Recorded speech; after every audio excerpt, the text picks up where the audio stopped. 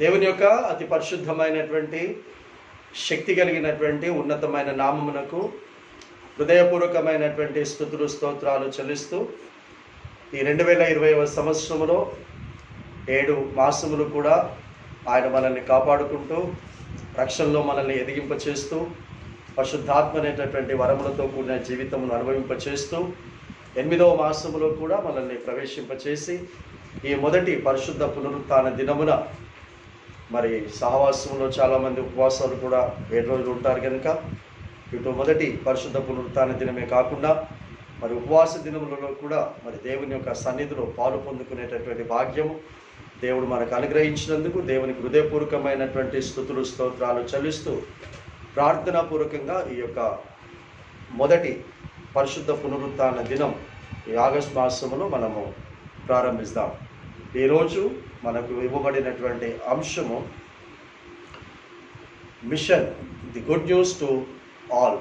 కాబట్టి అందరికీ శుభవార్త అనేటటువంటి మంచి వార్త, సువార్త అనేటటువంటిది అందరి కొరకు ఇవ్వబడి ఉన్నది అనేటటువంటి అంశమును మనం ప్రార్థన పూర్వకంగా మరి మీ కూడికను ఆదివారపు ఆరాధనను మనం ప్రారంభిస్తాం. ప్రార్థించుదాము. పరిశుద్ధుడా, గొప్ప దేవా, మా తండ్రి, మా యేసయ్య, నీ ప్రియబిడ్డలుగా మమ్మల్ని మీరు ప్రేమించి సజీవమైనటువంటి నీ పరిశుద్ధ జనాంగముగా మమ్మల్ని లెక్కించుకొని తండ్రి ప్రభా ఈ 8వ మాసములో మొదటి పరిశుద్ధ పునరుత్థాన దినమున అంతేకాకుండా 7 దినముల ఉపవాస ప్రార్థన సావాస కూడికలు తండ్రి ప్రభా మరి గృహాలలో తండ్రి ప్రభా వారి వారి అనుకూల ప్రకారంగా జరుగుతూ ఉంటుండగా ఈ 2వ దినమున తండ్రి ప్రభా మరి ఈ విధముగా పరిశుద్ధ పునరుత్థాన దినమున తండ్రి ప్రభా నీ పాదస్థంలోనికి రావటానికి ఇచ్చిన కృపను బట్టి నీకు స్తోత్రములు చెల్లిస్తున్నాం. ఈ కూడిక అంతటిని కూడా నీ ఆత్మలో తండ్రి ప్రభ జరిగించుకొనమని ప్రార్థిస్తున్నాం. కాబట్టి తండ్రి ప్రభ ఎందరూ ఆత్మచేత నడిపింపబడుదురో వారే దేవుని పిల్లలుగా గుర్తింపు పొందుతారని సెలవిచ్చున్నావు గనుక ఆ విధముగా తండ్రి ప్రభ మీరు జరిగించమని ప్రార్థిస్తున్నా. నీ కృపను బట్టి తండ్రి ప్రభ నరులమైనటువంటి మాకు నీవు చేయు ఆశ్చర్య కార్యములను బట్టి నరులమైనటువంటి మేము మీకు కృతజ్ఞతాస్తుతులు చెల్లించుదుము కాక అని తండ్రి ప్రభను సెలవిచ్చున్నాం. ఆ విధముగా తండ్రి ప్రభ ఈ దేహంతో ఘనపరచుమని సెలవిచ్చున్నాం.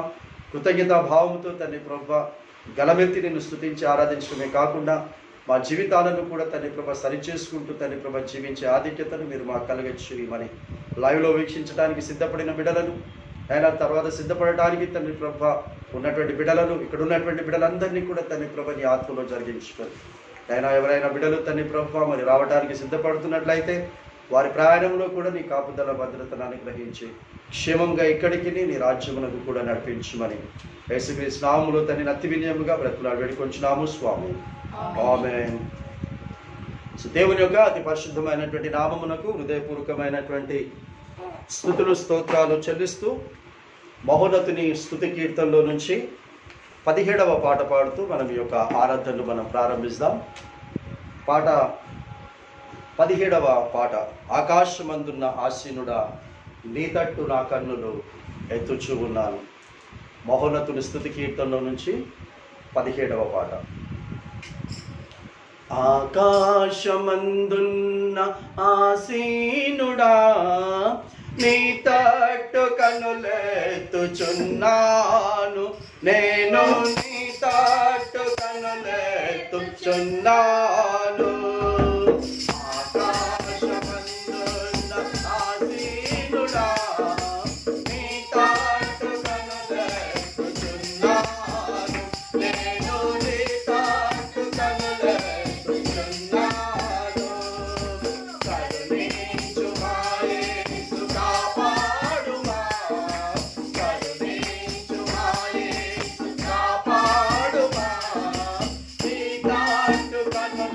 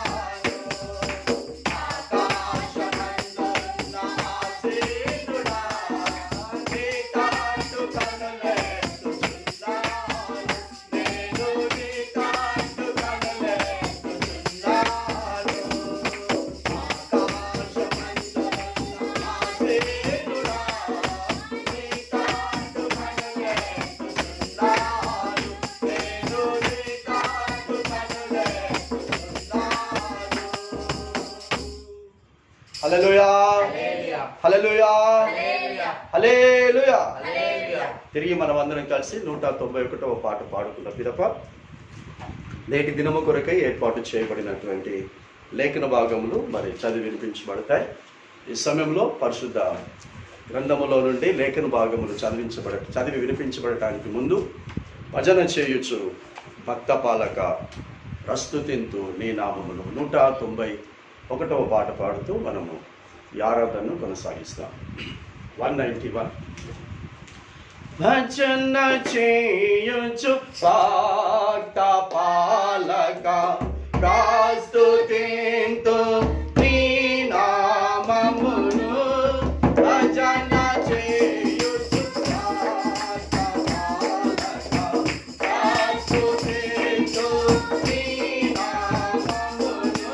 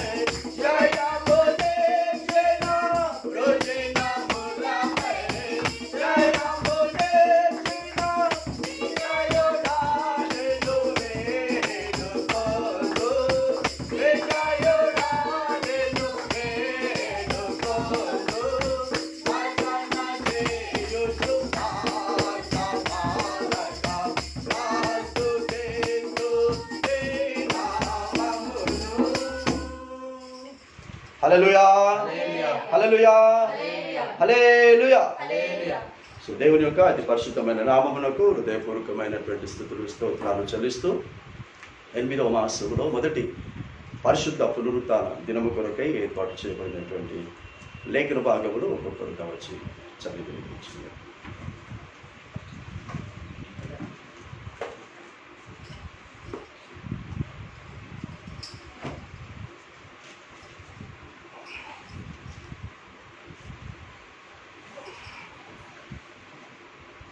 ఉత్తర ప్రత్యుత్తర పాఠముగా దావీదు కీర్తనలు 107 మొదటి నుంచి 15 వరకు చదువుకుందాము. 107వ దావీదు కీర్తన మొదటి నుంచి 15 వరకు చదువుకుందాం. ఒక వచనం మీరు, ఒక వచనము నేను చదువుకుందాం. యెహోవా దయాళుడు, ఆయనకు కృతజ్ఞతాస్తుతులు చెల్లించుడి, ఆయన కృప నిత్యముండును. యెహోవా విమోచించిన వారు ఆ మాట పలుకుదురు కాక, విరోధుల చేతిలో నుండి ఆయన విమోచించు వారును. తూర్పు నుండి పడమటి నుండి ఉత్తరము నుండి దక్షిణము నుండి నానా దేశముల నుండి ఆయన పోగు చేసిన వారును ఆ మాట పలుకుదురుగాక. వారు అరణ్యమందలి ఎడారిలో తిరుగులాడుచుండిరి, నివాసపురమేది వారికి దొరకకపోయెను. ఆకలి దప్పుల చేత వారి ప్రాణము వారిలో సొమ్మసిల్లెను. వారు కష్టకాలమందు యెహోవాకు మొరపెట్టిరి, ఆయన వారి ఆపదలలో నుండి వారిని విడిపించెను. వారొక నివాసపురము చేరినట్లు చక్కని త్రోవను ఆయన వారిని నడిపించెను. ఆయన కృపను బట్టి నరులకు ఆయన చేయు ఆశ్చర్య కార్యములను బట్టి వారు యెహోవాకు కృతజ్ఞతాస్తుతులు చెల్లించుదురుగాక. ఏలైనగా ఆశగల ప్రాణమును ఆయన తృప్తిపరిచి ఉన్నాడు, ఆకలి గొయిన వారి ప్రాణము మేలుతో నింపియున్నాడు. దేవుని ఆజ్ఞలకు లోబడక మహోన్నతుని తీర్మానమునకు ధృవీకరించినందున బాధ చేతను ఇడుప కట్ల చేతను బంధింపబడిన వారై చీకటిలోను మరణాంధకారములోను నివాసము చేయు వారి హృదయమును ఆయన ఆయాసము చేత కృంగజేసెను. వారు కూలి ఉండగా సహాయుడు లేకపోయెను. కష్టకాలమందు వారు యెహోవాకు మొరపెట్టిరి, ఆయన వారి ఆపదలలో నుండి వారిని నడిపించెను. వారి కట్లను తెంపివేసి చీకటిలో నుండి మరణాకారంలో నుండి వారిని నడిపించెను. చివరి వచనం అందరం కలిసి చదువుతాము. ఆయన కృపను బట్టి నరులకు ఆయన చేయు ఆశ్చర్య కార్యములను బట్టి వారు యెహోవాకు కృతజ్ఞతాస్తుతులు చెల్లించుదురుగాక. ఈ చదవబడే వాక్యము మన ఆత్మల మేలుపై దీవించి కాపాడుగాక. ఆమేన్.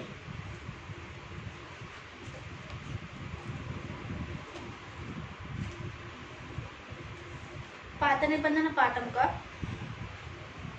రాజుల మొదటి గ్రంథము 17వ అధ్యాయము మొదటి నుంచి 16 వచనం వరకు చదువుకుంటున్నాము. రాజుల మొదటి గ్రంథము 17వ అధ్యాయము మొదటి నుంచి 16 వచనములు చదువుకుంటున్నాము. అంతటా గిలాదు కాపురస్తుల సంబంధియును తిష్బీయుడనైన ఏలియా అహాబు నొద్దకు వచ్చి, ఎవరి సన్నిధి నేను నిలవబడి ఉన్నానో, ఇజ్రాయేలు దేవుడైన ఆ యెహోవా జీవముతోడు నా మాట ప్రకారము గాక, ఈ సంవత్సరంలో మంచైనను వర్షమైనను పడదని ప్రకటించెను. పిమ్మట యెహోవా వాక్కు అతనికి ప్రత్యక్షమై, నీవు ఇచ్చట నుండి తూర్పు వైపునకు పోయి యొర్దానునకు ఎదురుగానున్న కేరీతు వాగు దగ్గర దాగియుండుము. ఆ వాగు నీరు నీవు త్రాగుదువు. అచ్చటికి నీకు ఆహారము తెచ్చినట్లు నేను కాకోలమునకు ఆజ్ఞాపించితినని అతనికి తెలియజేయగా, అతడు పోయి యెహోవా సెలవు చెప్పున యొర్దానునకు ఎదురుగా నున్న కేరీతు వాగు దగ్గర నివాసము చేసెను. అక్కడ కాకోలములు ఉదయమందు రొట్టెను మాంసమును, అస్తమయమందు రొట్టెను మాంసమును అతని యొద్దకు తీసుకొని వచ్చుచుండెను. అతడు వాగునీరు త్రాగుచూ వచ్చెను. కొంతకాలమైన తరువాత దేశంలో వర్షము లేక ఆ నీరు ఎండిపోయెను. అంతటా యెహోవా వాక్కు అతనికి ప్రత్యక్షమై ఈలాగు సెలవిచ్చెను, నీవు సిద్దోను పట్టణ సంబంధమైన సారేపతు అను ఊరికి పోయి అచ్చట ఉండుము. నిన్ను పోషించుటకు అచ్చట నున్న ఒక విధవరాలికి నేను సెలవిచ్చితిని. అందుకతడు లేచి సారేపతునకు పోయి పట్టణపు గవిని యొద్దకు రాగా, ఒక విధవరాలు అచ్చట కట్టెలు ఏరుచుండుట చూచి ఆమెను పిలిచి, త్రాగుటకై పాత్రతో కొంచెము నీళ్లు నాకు తీసుకొని రమ్మని వేడుకొనెను. ఆమె నీళ్లు తేబోవుచుండగా అతడు ఆమెను మరలా పిలిచి, నాకొక రొట్టె ముక్కను నీ చేతితో తీసుకొని రమ్మని చెప్పెను. అందుకు ఆమె, నీ దేవుడైన యెహోవా జీవము తోడు, తొట్టిలో పట్టెడు పిండియు బుడ్డిలో కొంచెము నూనెయు నా యొద్దనే ఉన్నవి కానీ అప్పం ఒకటైనను లేదు. మేము చావక ముందు నేను ఇంటికి పోయి వాటిని నాకును నా బిడ్డకును సిద్ధము చేసుకొనవలనని కొన్ని పుల్లలు ఏరుటకై వచ్చి తినను. అప్పుడు ఏలియా ఆమెతో ఇట్లనెను, భయపడవద్దు, పోయి నీవు చెప్పినట్లు చేయము. అయితే అందులో నాకు ఒక చిన్న అప్పము మొదట చేసి నా యొద్దకు తీసుకొని రమ్ము. తరువాత నీకును నీ బిడ్డకును అప్పములు చేసుకొనుము. భూమి మీద యెహోవా వర్షము కురిపించే వరకు ఆ తొట్టిలో ఉన్న పిండి తక్కువ కాదు, బుడ్డిలో నూనె అయిపోదని ఇశ్రాయేలీయుల దేవుడైన యెహోవా సెలవిచ్చి ఉన్నాడు అనెను. అంతటా ఆమె వెళ్ళి ఏలియా చెప్పిన మాట చెప్పున చేయగా, అతడు ఆమెయు ఆమె ఇంటి వారును అనేక దినములు భోజనం చేయుచు వచ్చిరి. యెహోవా ఏలియా ద్వారా సెలవిచ్చిన ప్రకారము తొట్టిలో ఉన్న పిండి తక్కువ కాలేదు, బుడ్డిలో ఉన్న నూనె అయిపోలేదు. ఈ వాక్యం దేవుడి నుంచి కాపాడక.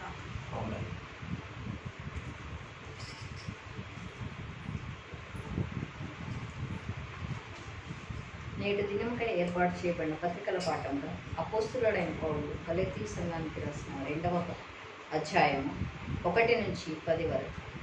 గలతీ రాసిన పత్రిక 2వ అధ్యాయము 1 నుంచి 10 వరకు.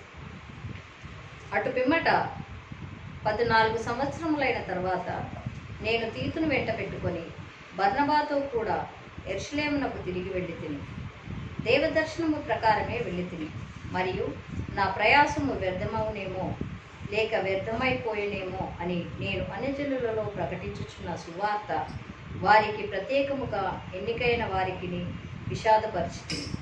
అయినను నాతో కూడానున్న తీతు గ్రీసు దేశస్థుడైనను అతడు సున్నతి పొందుటకు బలవంత పెట్టబడలేదు.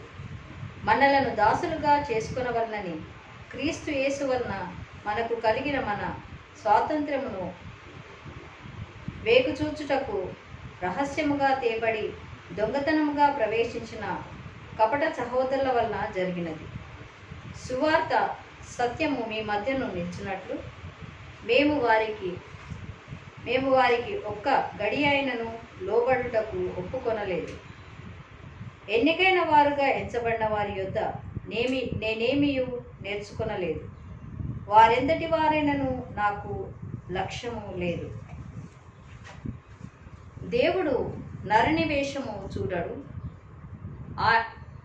ఎన్నికైన వారు నాకేమియు ఉపదేశింపలేదు. అయితే సున్నతి పొందిన వారికి బోధించుటకై సువార్త పేతురుకి ఎలాగూ అప్పగింపబడెనో అలాగూ సున్నతి పొందని వారికి బోధించుటకై నాకు అప్పగింపబడెనని వారు చూచినప్పుడు, అనగా సున్నతి పొందిన వారికి అపోస్తులుడవుటకు పేతురునకు సామర్థ్యము కలుగజేసిన వాడే అన్యజనులకు అపోస్తులుడవుటకు నాకును సామర్థ్యము కలుగజేసినని వారు గ్రహించినప్పుడు స్తంభంలాగా ఎచ్చబడిన యాకోబు, కేఫా, యోహాను అనువారు నాకు అనుగ్రహింపబడిన కృపను కనుగొని, మేము అన్యజనులకును తాము సున్నతి పొందిన వారికి అపోస్తులుగా ఉండవలనని చెప్పి తమతో పోలిన వారు మనుటకు సూచనగా నాకును బర్నబాకును కుడి చేతిని ఇచ్చితే, మేము బీదలను జ్ఞాపకం చేసుకున్న వాళ్ళని మాత్రమే వారు కోరిరి. అలాగు చేయుటకు నేనును ఆసక్తి కలిగి ఇంటిని. ఇంతటితో పత్రికల పాఠం సరే.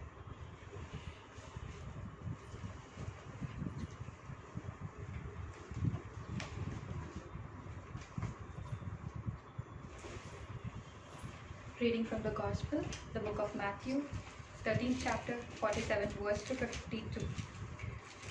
Again, the kingdom of heaven is like unto a net that was cast into the sea and gathered of every kind, which when it was full, they drew to shore and sat down and gathered to good into vessels, but cast the bad away.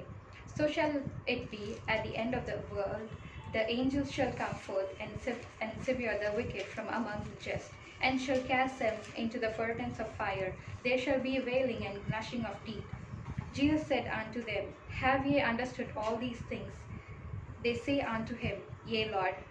Then said he unto them, Therefore every scribe which is instructed unto the kingdom of heaven is like unto a man that is a householder, which bringeth forth out of his treasure things new and old. This is the word of the Lord. Amen. నీ వాక్యము నా పాదములకు దీపము దీపము నా త్రోవకు వెలుగై వెలుగై యోనాతియా దీపము నీ ధర్మశాస్త్రము నాకెంతో ప్రియము నీ న్యాయ విధులు నా ఆహారం. హల్లెలూయా హల్లెలూయా హల్లెలూయా హల్లెలూయా నాదుడేసుకు క్రీస్తు రాజుకు హల్లెలూయా నాదుడేసుకు క్రీస్తు రాజుకు hallelujah. Praise the lord. Hallelujah. Hallelujah. ఈ సమయంలో మనము స్తుతి ఆరాధనలో మనం పాలు పొందుకుందాం. లైవ్లో ఉన్నటువంటి వారు కూడా మరి లేచి నిలబడి దేవుని ఆరాధించవలసిందిగా మీకు మనవి చేస్తున్నాం. ఎందుకంటే మొదటి పరిశుద్ధ పునరుత్థాన దినము, ఉపవాసాలు కూడా ఉండి ఉన్నాం కనుక లైవ్లో ఉన్నటువంటి వారు కూడా ఈ యొక్క ఆరాధనలో పాలు పొందవలసిందిగా మనవి చేస్తున్నాం. Praise the lord. Hallelujah. Hallelujah. 507 మహోన్నతుల స్తుతి కీర్తనలో నుంచి 507 చదివినటువంటి లేఖన భాగములు అర్థం చేసుకొని, కాబట్టి మంచి వార్త, శుభవార్త, సువార్త ప్రజలందరి కొరకు దేవుడు ఏర్పాటు చేసి ఉన్నాడు. సో ఆ విధంగా మనము ఆ యొక్క వార్త ఏంటో తెలుసుకుంటూ మనము సువార్త అంటే ఏంటో తెలుసుకోవడానికి సిద్ధపడుతూ ఆరాధనలు పాడుకుందాం. స్తోత్రమయా స్తోత్రమయా నా యేసు రాజా, స్తోత్రమయా స్తోత్రమయా స్తోత్రమయా నా యేసు రాజా, స్తోత్రమయా స్తోత్రమయా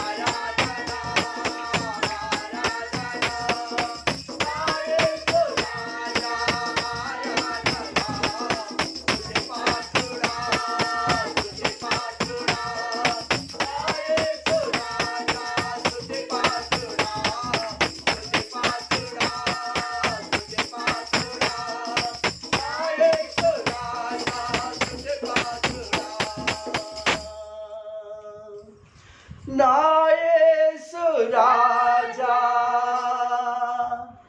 స్తుతి పాత్రుడా.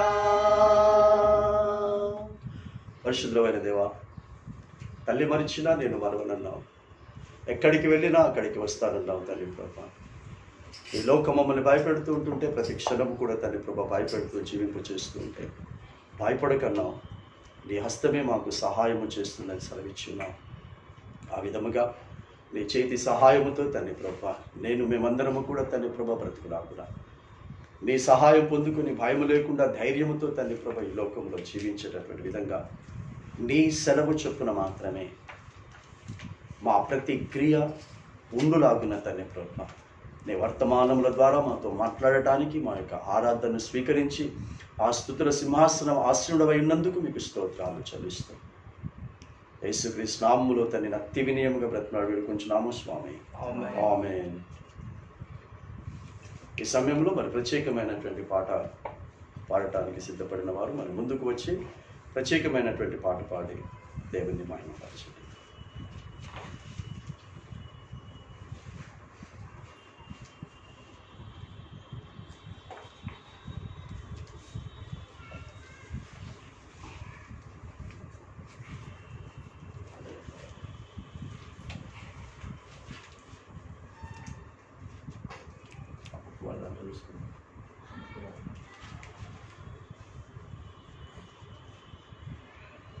మహోన్నతుని స్తుతి కీర్తనల నుంచి 174వ పాట పాడుకుందాం. ప్రభువే నా స్నేహితుడు, 10,000ల సుందరుడు. ప్రభువే నా స్నేహితుడు, 10,000ల సుందరుడు. నా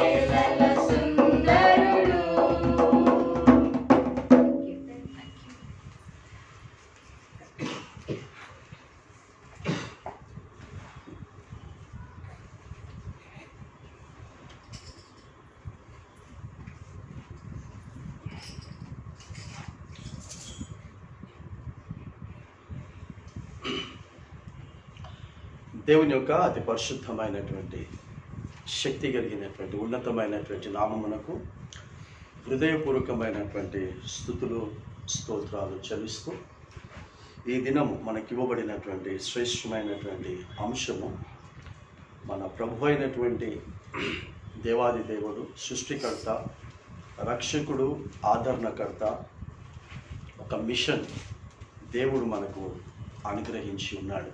ప్రైజ్ ది లార్డ్. ఒక ఉద్దేశం, ఒక ప్రణాళిక దేవుడు సృష్టించినటువంటి మానవులమైనటువంటి మన పట్ల కలిగి ఉన్న ఉద్దేశము లేకుండా ఏ వ్యక్తిని కూడా దేవుడు భూమి మీద పుట్టినటువంటి విషయాన్ని పంపించడు అనేటటువంటి విషయాన్ని జ్ఞాపకం చేసుకోండి.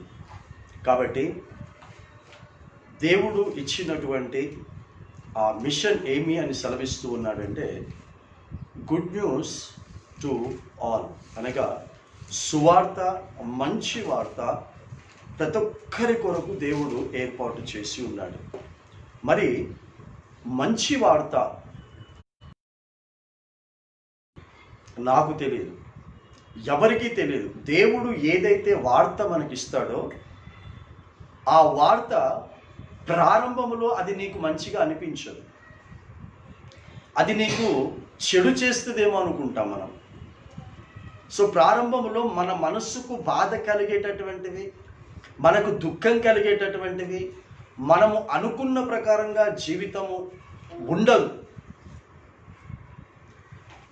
ఆ సమయంలో మనము దేవుడు మన పట్ల మంచి చేయట్లేదేమో అనేటటువంటి ఆలోచనతో మనం ఉంటాం. ఈరోజు చదివిన లేఖన భాగాలన్నీ కూడా అదే విధంగా మనకు అర్థం వస్తూ ఉంది. సరే, ఒక్కొక్కటిగా మనము ధ్యానించడానికి సిద్ధపడుతూ 107వ కీర్తన ఉత్తర ప్రత్యుత్తరముగా ఈరోజు మనము చదివాము. అందులో మొదటి వచనము ఒకసారి మనము గమనించినట్లయితే ఏమంటున్నాడో ఒకసారి చూద్దాం. యెహోవా దయాళుడు, ఆయనకు కృతజ్ఞతాస్తుతులు చెల్లించుడి, ఆయన కృప నిత్యము ఉండును. Praise the lord. సో నిత్యము దేవుడు మనకు దయాళుడుగా ఉండి ఆ దయను మనకు చూపిస్తూ ఆ దయ ద్వారా మనతో నిత్యము ఏది ఉండాలని దేవుడు నిర్ణయించి ఉన్నాడంటే ఆయన కృప నిత్యము ఉంటుంది. Praise the lord. సో నిత్యము రక్తం పంచి ఇచ్చినటువంటి తండ్రి ఉండడు, జన్మనిచ్చినటువంటి తల్లి ఉండదు, ఉద్యోగము ఉండదు, ఆరోగ్యము ఉండదు, ఇలా ఏదైనా సరే మనకు ఉండదు. కానీ కృప నిత్యం ఉంటుంది అంటున్నాడు. మరి కృప ద్వారా ఉద్యోగము నిత్యం ఉండొచ్చు కదా, కృప ద్వారా ఆరోగ్యము నిత్యం ఉండొచ్చు కదా, కృప ద్వారా మిగతావన్నీ నిత్యం ఉండొచ్చు కదా అంటే ఉండదు. ఎందుకంటే కృప అనేటటువంటిది శరీరానికి మాత్రమే సంబంధించింది కాదు. కృప అనేటటువంటిది ఆత్మకు, మనస్సుకు, హృదయానికి సంబంధించింది. కాబట్టి ఈ దేహమునకు కృప అక్కర్లేదు. ఆత్మ రక్షించబడటానికి, మనస్సు ఉల్లాసంగా ఉండటానికి, హృదయము ఆనందంగా ఉండటానికి కృప అవసరమై ఉంటుంది. ఎంతమంది ఉద్యోగము కలిగిన వారు ఆనందంగా ఉన్నారు? ఎంతమంది ఆరోగ్యంగా ఉన్నవారు సంతోషంగా ఉన్నారు? ఈ లోకములో వారి కోరికలన్నీ తీర్చుకొని ఎంతమంది తృప్తిగా ఉన్నారు? కాబట్టి ఇది ఏది కూడా జరిగేటటువంటి పని కాదు. ఇది కృప ద్వారా మాత్రమే జరిగేటటువంటిది. ఇది కృప ద్వారా మనస్సు ఉల్లాసంగా ఉంటుంది, హృదయము ఆనందంగా ఉంటుంది. అందుకే మనము మొన్నటి దినమున, శుక్రవారం దినమున లైవ్లో మనము వాక్యాన్ని వింటూ ప్రసంగి గ్రంథం 5వ అధ్యాయము చివరి 2 వచనాలను మనం విన్నాం. చివరి 2 వచనాలను మనము జ్ఞాపకం చేసుకున్నాం. అక్కడ మన చేతులతో మన కష్టార్జితము ద్వారా వచ్చేటటువంటి ఆహార పానీయములను మనం పుచ్చుకునుట, తద్వారా మనము సంతోషంగా ఉండుట, అది యెహోవా వలన కలిగిన ఆశీర్వాదము అనుకొనవలెను, యెహోవా వలన కలిగిన దీవెన అనుకోవలను. కాబట్టి ఈ లోకంలో ఉన్నప్పుడు కష్టపడాలి, కష్టపడి పని చేయాలి. కష్టపడకుండా జీవితంలో దేవుని ద్వారా ఏదైనా మేలు పొందుకోవాలంటే అది పొందుకునేది కాదు. కాబట్టి కృప నిత్యము ఉంటుంది. కాబట్టి దావీదుతో ఇదే మాట చెప్తాడు. ఆ తర్వాత పౌలుతో కూడా నా కృప నీకు చాలును అని అంటాడు. మరి ఇది ఆత్మకు సంబంధించిందైనా కాదా అంటే, కృప అన్నటువంటి పదము మొట్టమొదట బైబిల్లో ఎవరి జీవితంలో రాయబడింది, ఎక్కడ రాయబడిందో మరి 2 నిమిషాలు టైం ఇస్తున్నాను. నేను చెప్పేలోపు కృప అన్న పదం బైబిల్లో మొట్టమొదట ఎక్కడ, ఏ అధ్యాయములో, ఏ పుస్తకంలో రాయబడింది, ఆ కృప ఎవరికి ఇవ్వబడి ఉన్నది, 2 నిమిషాలు టైం ఇస్తూ ఉన్నాను. అనగా 2 గంటలకి, అనగా ఈ పెద్ద ముళ్ళు 12 దగ్గరికి వచ్చేలోపు మీరు అక్కడ ఆ లైవ్లో కానీ అక్కడ టైప్ చేసి మీరు పెట్టినా సరే, మీరు మెసేజ్ పెట్టినా సరే, తర్వాత నేను చూసుకుంటాను. ఇప్పుడు చూసుకుంటా, మరి ఇక్కడ పిల్లలు అయితే చూస్తూ ఉన్నారు అక్కడ పంపించినటువంటి వారిని. కృప అన్నటువంటి పదము మొట్టమొదట ఎవరికి ఇవ్వబడింది, ఆ కృప ఇవ్వబడితే ఆ ఇవ్వబడినటువంటి వ్యక్తి ఏమయ్యాడు?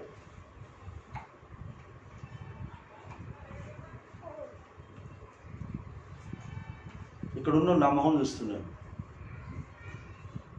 ఇక్కడున్న కూడా చెప్పచ్చు.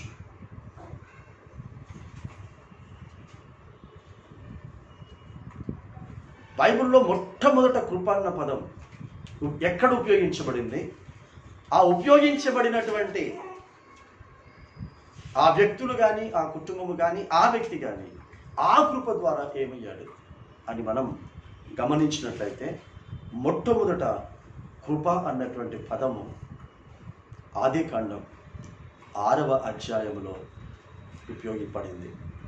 మరి అంతకుముందు కృప లేదా అంటే ఉంది, కానీ పేరు రాయలేదు. అంటే ఆ మాట రాయలేదు, కృప అన్నటువంటి మాట రాయలేదు. ఎందుకంటే అంతకుముందు కృప ఉంది అని చెప్పడానికి గల రీజన్ ఏంటంటే, అంతకుముందు కృప అన్నటువంటి పదము ఉండటానికి గల కారణం ఏంటంటే, ఉంది అని చెప్పడానికి గల రీజన్ ఏంటంటే, హానోకు అనేటటువంటి వ్యక్తి 65 సంవత్సరాల వరకు దేవునిని బాధ పెడుతూనే ఉన్నాడు. దేవుని ఇష్ట ప్రకారంగా జీవించలేదు 65 సంవత్సరాల వరకు. ఎప్పుడైతే 65 సంవత్సరాలు అతనికి ముగించబడుతున్నాయో అప్పుడు అతడు, ఇక నేను నా ఇష్ట ప్రకారంగా బ్రతకను, ఇక నేను సాతానికి ఇష్ట ప్రకారంగా నేను బ్రతకను, ఇక నేను చెడు కార్యాలు చెయ్యను, దేవునికి ఇష్టమైనటువంటి కార్యాలు నేను చేస్తాను, దేవుణ్ణి సంతోషపరిచేటటువంటి కార్యాలు చేస్తానని తీర్మానం తీసుకున్నాడు హానోకు. అలా హానోకు తీర్మానం తీసుకున్న తర్వాత ఆయన పిల్లల్ని కంటూనే ఉన్నాడు, కుటుంబ బాధ్యతలను నెరవేరుస్తూనే ఉన్నాడు. అలా అతడు 300 సంవత్సరాలు అతడు దేవునితో నడుస్తూనే ఉన్నాడు. కుటుంబ బాధ్యతలు పెరుగుతూ ఉన్నప్పటికీ దానికి ముందు 65 సంవత్సరాలు దేవునిని బాధ పెడుతూ తన ఇష్ట ప్రకారంగా దేవుని వాక్యానికి వ్యతిరేకంగా, దేవుని మాటలకు వ్యతిరేకంగా బ్రతికినటువంటి ఆ బ్రతుకును సరి చేసుకున్న తర్వాత 300 సంవత్సరాలు దేవుని చిత్తాన్ని, దేవుని ఇష్టాన్ని, దేవుని మాటల ప్రకారంగా జీవించారు. అలా అతను టోటల్ అతని యొక్క వయసు 365 సంవత్సరాలు. 365 సంవత్సరాల వయసప్పుడు అతడు మరణమును చూడకుండానే, చనిపోకుండానే దేవుని చేత ఆ హానోకు అనేటటువంటి వ్యక్తి కొనిపోబడ్డాడు. మరి 65 సంవత్సరాలు పాపం చేశాడుగా. 365 సంవత్సరాల వయసు అయితే 300 సంవత్సరాలు దేవునితో నడిచాడు. మరి అంతకు ముందు నడిచినటువంటి 65 సంవత్సరాలు దేవునితో నడవలేదన్నట్టేగా. మరి దేవునితో 65 సంవత్సరాలు నడవలేదు, ఆ తర్వాత 300 సంవత్సరాలు నడిచాడు అంటే హానోకు కృప పొందినట్టే. కృప ద్వారా తన పాపాలు క్షమించబడ్డాయి. అతడు దేవుని చేత కొనిపోబడ్డాడు మరణమును చూడకుండా. కానీ కృప అన్న పదం ఉపయోగించబడలేదు. కానీ డెఫినెట్గా హానోకు కృప పొందాడని చెప్పొచ్చు.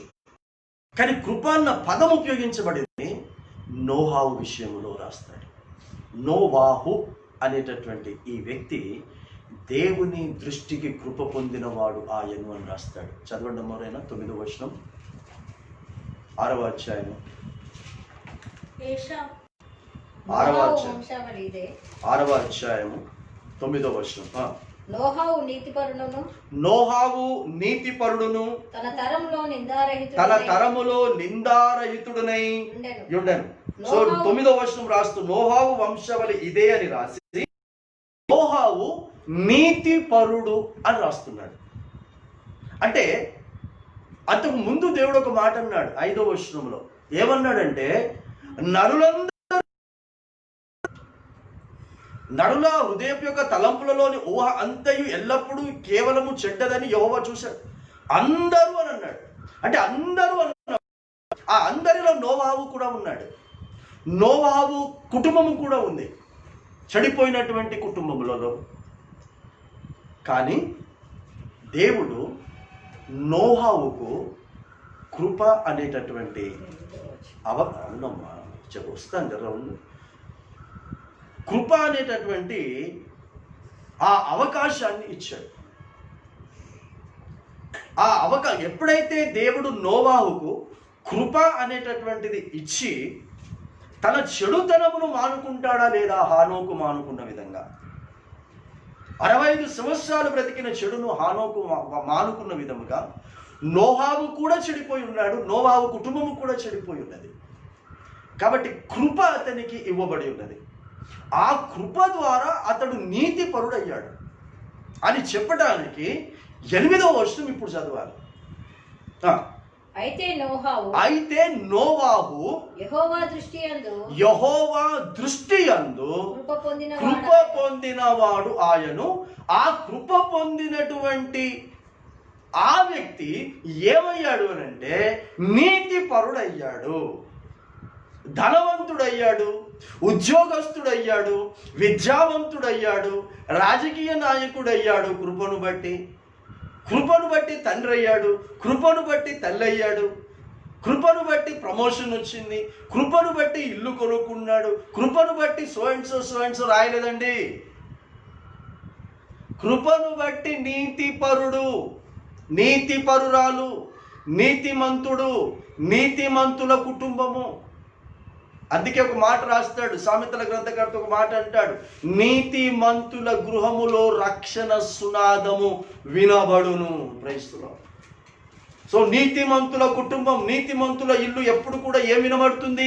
రక్షణ సునాదం వినబడుతూ ఉంది. రక్షణకు సంబంధించిన పాటలు, రక్షణకు సంబంధించినటువంటి వాతావరణం ఇంట్లో ఉంటుంది. సో ఆ విధంగా నీతిమంతుల గృహము, నీతిమంతుల యొక్క కూడికలు అనేటటువంటి మాట రాశాడు. కానీ ధనవంతుల యొక్క ఇల్లు, విద్యావంతుల యొక్క ఇల్లు, ఇంకా పలానా వాళ్ళ యొక్క ఇండ్లు అని రాయించలేదు. అందుకే ఇక్కడ మనం 107వ కీర్తన 1వ వచనంలో ఏం చదువుకున్నామంటే యెహోవా దయాళుడు. అంటే ఆయన దయ ద్వారా మనుషులు ఏం పొందుకోవాలి అంటే నిత్యము ఉండేటటువంటి కృపను పొందుకొని ఆ కృప ద్వారా చచ్చిపోయే లోపు, ఈ కంఠములో నుండి ఊపిరి వెళ్ళిపోయే లోపు దేవుని దృష్టిలో, మనుషుల దృష్టిలో నీతిమంతులుగా జీవితాన్ని ముగించాలి, పరిశుద్ధులుగా ఈ లోకాన్ని ముగించాలి.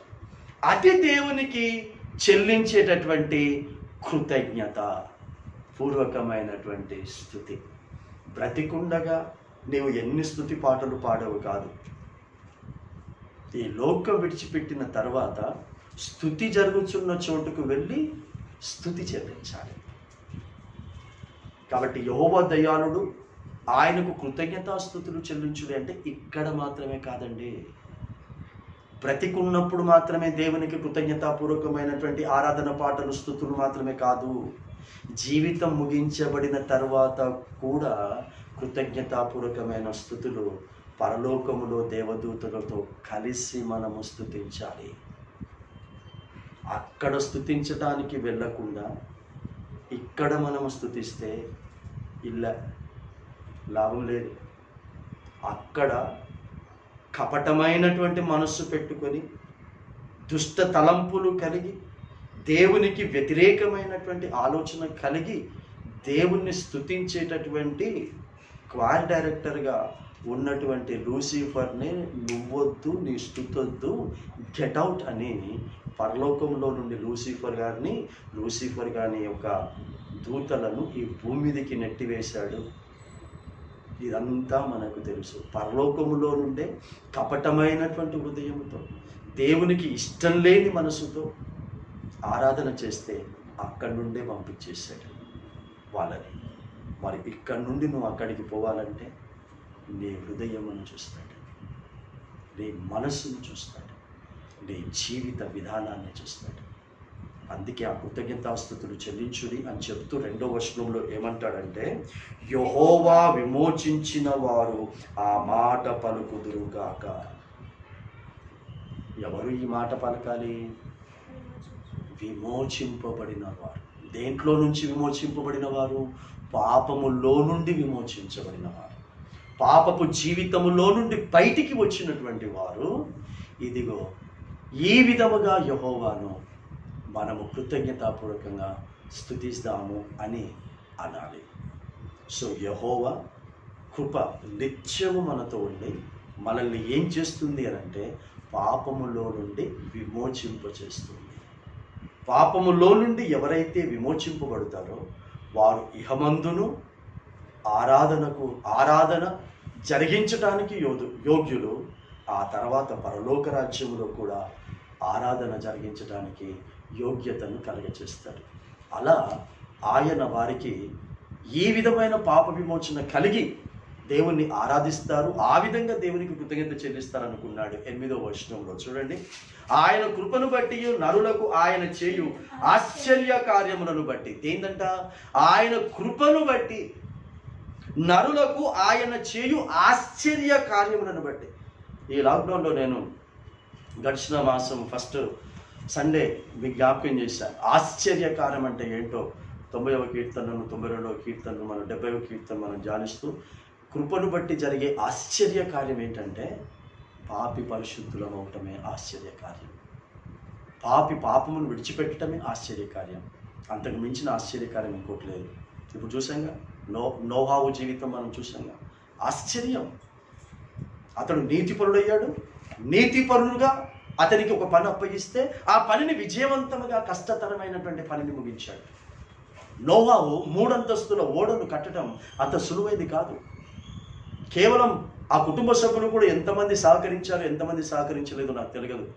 ఆ కుటుంబంలో నోహావుతో కలిసి 8 ఉన్నారు. జస్ట్ 8 మంది మాత్రమే. అందులో వారు ప్రతిరోజు సహకరించలేదో నాకు తెలియదు. ఒకవేళ 8 కలిసి ఆ యొక్క ఓడను కట్టుకున్నారు అని కనుక మనం అనుకుంటే అది కూడా చాలా కష్టతరమైనటువంటిదే. అంత కష్టతరమైనటువంటి ఆ పనిని ఎందుకు విజయవంతంగా ముగించుకోగలిగారు అని అంటే దేవుని కృపను బట్టి నీతిమంతుడుగా ఆ కుటుంబంలో నోహా ఉన్నాడు కనుక. నీ కుటుంబంలో నీవు నీతిమంతుడిగా దేవుని కృపను బట్టి ఇట్టి ఆశ్చర్యకరమైనటువంటి కార్యము నీ జీవితంలో జరిగితే నీ కుటుంబము ఎటువంటి కష్టతరమైనటువంటి కార్యమునైనా విజయవంతంగా ముగించుకోగలుగుతాయి. ఎటువంటి శక్తులు కూడా నీ విజయాన్ని ఆపలేవు. దేవునికి స్తోత్రం. దేవుడు నీ కొరకు ఉంచిన ఉన్నతమైనటువంటి ఆ భవిష్యత్తును అనుభవించకుండా చేయటానికి ఏ శక్తులకు కూడా శక్తి సరిపోదు. ఎందుకంటే నీవు దేవుని కృపను బట్టి ఆశ్చర్యకరమైనటువంటి నీతిమంతురాలుగా మార్చబడ్డావు కనుక, నీతిమంతునిగా మార్చబడ్డావు కనుక, పాపములో నుండి నువ్వు విమోచింపబడ్డావు కనుక ఇక నీ జీవితంలో ఏది కూడా అసాధ్యమైనది ఉండదు. అలా వీరికి అలాంటి ఆశ్చర్యకరమైనటువంటి క్రియ వారిలో చూడాలనుకుంటే వారు చేయలేరు. ఇది ఎన్నోసార్లు మీకు మన సావాసంలో ధ్యానించడం ఎన్నోసార్లు చూసినా. అయినా వారు ఏం చేశారు అని అంటే చూడండి, దేవుని ఆజ్ఞలకు లోబడక, 10వ వచనంలోకి వచ్చేసరికి దేవుని ఆజ్ఞలకు లోబడక మహోన్నతుని తీర్మానమును తృణీకరించినందున దేవుడు ఏం చేశాడంట? బాధచి పెట్టాడు, బంధించబడేటటువంటి విధంగా చేశాడు. చీకటిలో మరణాంధకారములోనికి వారిని నెట్టివేశాడు. రీజన్ చెప్తున్నాడు. ఒక వ్యక్తికి బాధ ఎందుకు కలుగుతుంది? ఎందుకు బంధకాలలో నువ్వు పడిపోతావు? ఎందుకు నీ బ్రతుకు చీకటిమయమైపోతుందో రీజన్ చెప్తున్నాడు ఇక్కడ. దేవుని ఆజ్ఞలకు లోబడకపోతే, తండ్రి అయిన యెహోవా దేవుడు ఏ తీర్మానమును మన కొరకు ఇచ్చాడో ఆ తీర్మానమునకు మనము లోబడకపోతే బాధలు వస్తాయని బైబిల్ చెప్తుంది.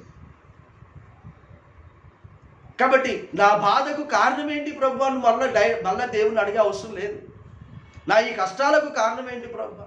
నేను ఇంత ప్రార్థన చేస్తున్నా, నాకు ఈ బాధలు పోతలేవు ప్రభు, నాకు ఈ కష్టాలు పోతలేవు ప్రభు, ఇంకా ఎన్ని రోజులు ఉపవాసం ఉండాలి ప్రభు? 58వ అధ్యాయం అంటాడు, మీరు ఉపవాసము నుండి మీ యొక్క ప్రాణములను ఎవడు ఆయాసపరచుకోమన్నాడు అని అంటాడు. మా ప్రార్థనలు ఎందుకు వింటలేవని అడుగుతారట ఉపవాసం ఉన్నోళ్ళు. దేవుని తీర్మానమునకు లోబడకుండా, దేవుని ఆజ్ఞలకు లోబడకుండా, దేవునికి ఇష్టమైన జీవితాన్ని పక్కన పెట్టి నీకు ఇష్టమైన బ్రతుకును బ్రతికితే బాధల్లో నుంచి బయటికి తీసుకురాడు. మరి అలా అంత బాధల్లో కూడా మళ్ళీ మొరపెట్టారట, ప్రార్థన చేశారట, ప్రభు మా తప్పు అయిపోయింది, మమ్మల్ని క్షమించు, ఇక ముందు మరలా తప్పు చేయము, ఇక ముందు మరలా పాపం చేయము అన్నారట. సరే, దేవుళ్ళు మళ్ళీ వారి ప్రార్థన విని వారి బాధల నుంచి వారిని బయటికి తీసుకొచ్చాడు, వారికి బంధకాల నుంచి బయటికి తీసుకొచ్చాడు, చీకట్ల నుంచి బయటికి తీసుకొచ్చాడు. మళ్ళీ కుక్కతో ఒక వంకర అన్నట్టు, పంది వెళ్ళి మళ్ళీ బురదలో పడుతుంది అన్నట్టు, కుక్క తను వాంతి చేసుకుంది మళ్ళీ తింటుంది అన్నట్టు, వీళ్ళు మాత్రమే కాదు, ఇప్పుడు క్రైస్తవులు కూడా అట్లనే ఉన్నారు చాలామంది. మళ్ళీ బాధలు కష్టాలు మళ్ళీ కొంచెం సెట్ కాగానే మరలా పంది బొర్లినట్టే మళ్ళీ బొర్లటం, మళ్ళీ ఏ పాపం ఒప్పుకుంటావో, ఏది విడిచిపెడతానంటావో విడిచిపెట్టిందే మళ్ళీ చేస్తావు. ఇక మళ్ళీ వారికి మళ్ళీ కష్టాలు తీసుకొచ్చాడు. అంతకు ముందుకుంటే కూడా మహాభయంకరంగా ఇబ్బందులు పాలు చేశాడు. చేస్తే మళ్ళీ 20వ వచనంలో వారిని ఎట్లా బాగు చేశాడని చూస్తే చూడండి. 20వ వచనంలో ఎలా వారిని బాగు చేశాడట? ఆయన తన వాక్కును పంపి వారిని బాగు చేశాను, వారు పడిన గుంటలో నుండి వారిని విడిపించాను.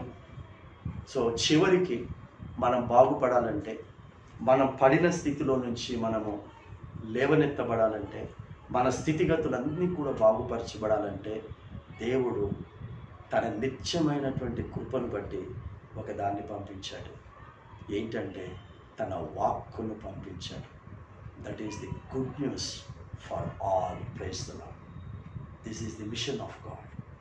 దేవుడు తన వాక్కును పంపాడు, తన సువార్తను పంపించాడు. ఆ సువార్త ద్వారా ఎటువంటి మనిషి అయినా సరే స్వీకరిస్తే మనిషి బాగుపడతాడు, మనిషి ఆరోగ్యం బాగుపడుతుంది, మనిషి మనస్సు బాగుపడుతుంది, మనిషి హృదయము బాగుపడుతుంది, మనిషిలో దేవుని పెట్టిన దేవుని ఆత్మ కూడా బాగుపరచబడతా ఉంది. Praise the lord. ఒకవేళ ప్రార్థన ద్వారా బాగుపడాలి అంటే ఎందుకమ్మా ప్రపంచమంతా కోవిడ్-19కి సంబంధించిన వ్యాక్సిన్ కొరకు ఎదురు చూస్తున్నారు. వ్యాక్సిన్ ఎప్పుడు వస్తుందా, అది ఎప్పుడొచ్చి మనుషులకు ఉన్నటువంటి ఈ రోగాన్ని బాగు చేస్తుందా అని ఎదురు చూస్తున్నారు. నా దేవుడు చెప్తున్నాడు, మన దేవుడు చెప్తున్నాడు, నీ సర్వ శరీరములకు ఆరోగ్యమును కలగచేసే ఈ వాక్కును నువ్వు పుట్టక ముందే పంపించానంటున్నాడు. ఆమేన్. మనకు పుట్టక ముందే పంపించాడు. ఇలాంటివి వస్తాయని, ఇలాంటి కోవిడ్-19 లాంటివి, ఇలాంటి డెంగ్యూ లాంటివి, ఇంకా ఇలాంటి ఇబోలా లాంటివి, సార్స్ లాంటివి, ఇలా నానా రకాలమైన వాటివి ఏవేవి మన వస్తాయో దేవునికి ముందే తెలుసు గనక, ఆ పంపించేవాడు కూడా ఆయనే గనక దానికి ముందుగానే దేవుడు వాక్కును పంపాడు. ఈ వాక్కు మనలో వ్యాక్సిన్ కంటే కూడా గొప్పగా పనిచేస్తుంది. దేవునికి స్తోత్రం. ఇంతకుముందు చెప్పాను, తల్లి రొమ్ము పాలు శరీర రోగ నిరోధక శక్తినిస్తుంది. దేవుడు ఇచ్చిన సత్యం అనేటటువంటి వాక్యం అనేటటువంటి ఈ తల్లి పాలు పాప నిరోధక శక్తినిస్తుంది అని కూడా జ్ఞాపకం చేస్తున్నాను. ఈ మాట మీకు తెలియచేస్తూ, ఎందుకంటే ఎక్కువ సమయం మనకు ఉండదు కనుక మీకు ప్రారంభంలో చెప్పాను, గుడ్ న్యూస్ అనేది, మంచి వార్త అనేది ప్రారంభంలో అది మనకు బాధ కలిగించేదిగా ఉంటుంది, కష్టం కలిగించేదిగా ఉంటుంది, ఇబ్బందులు కలిగించే విధంగా ఉంటుంది.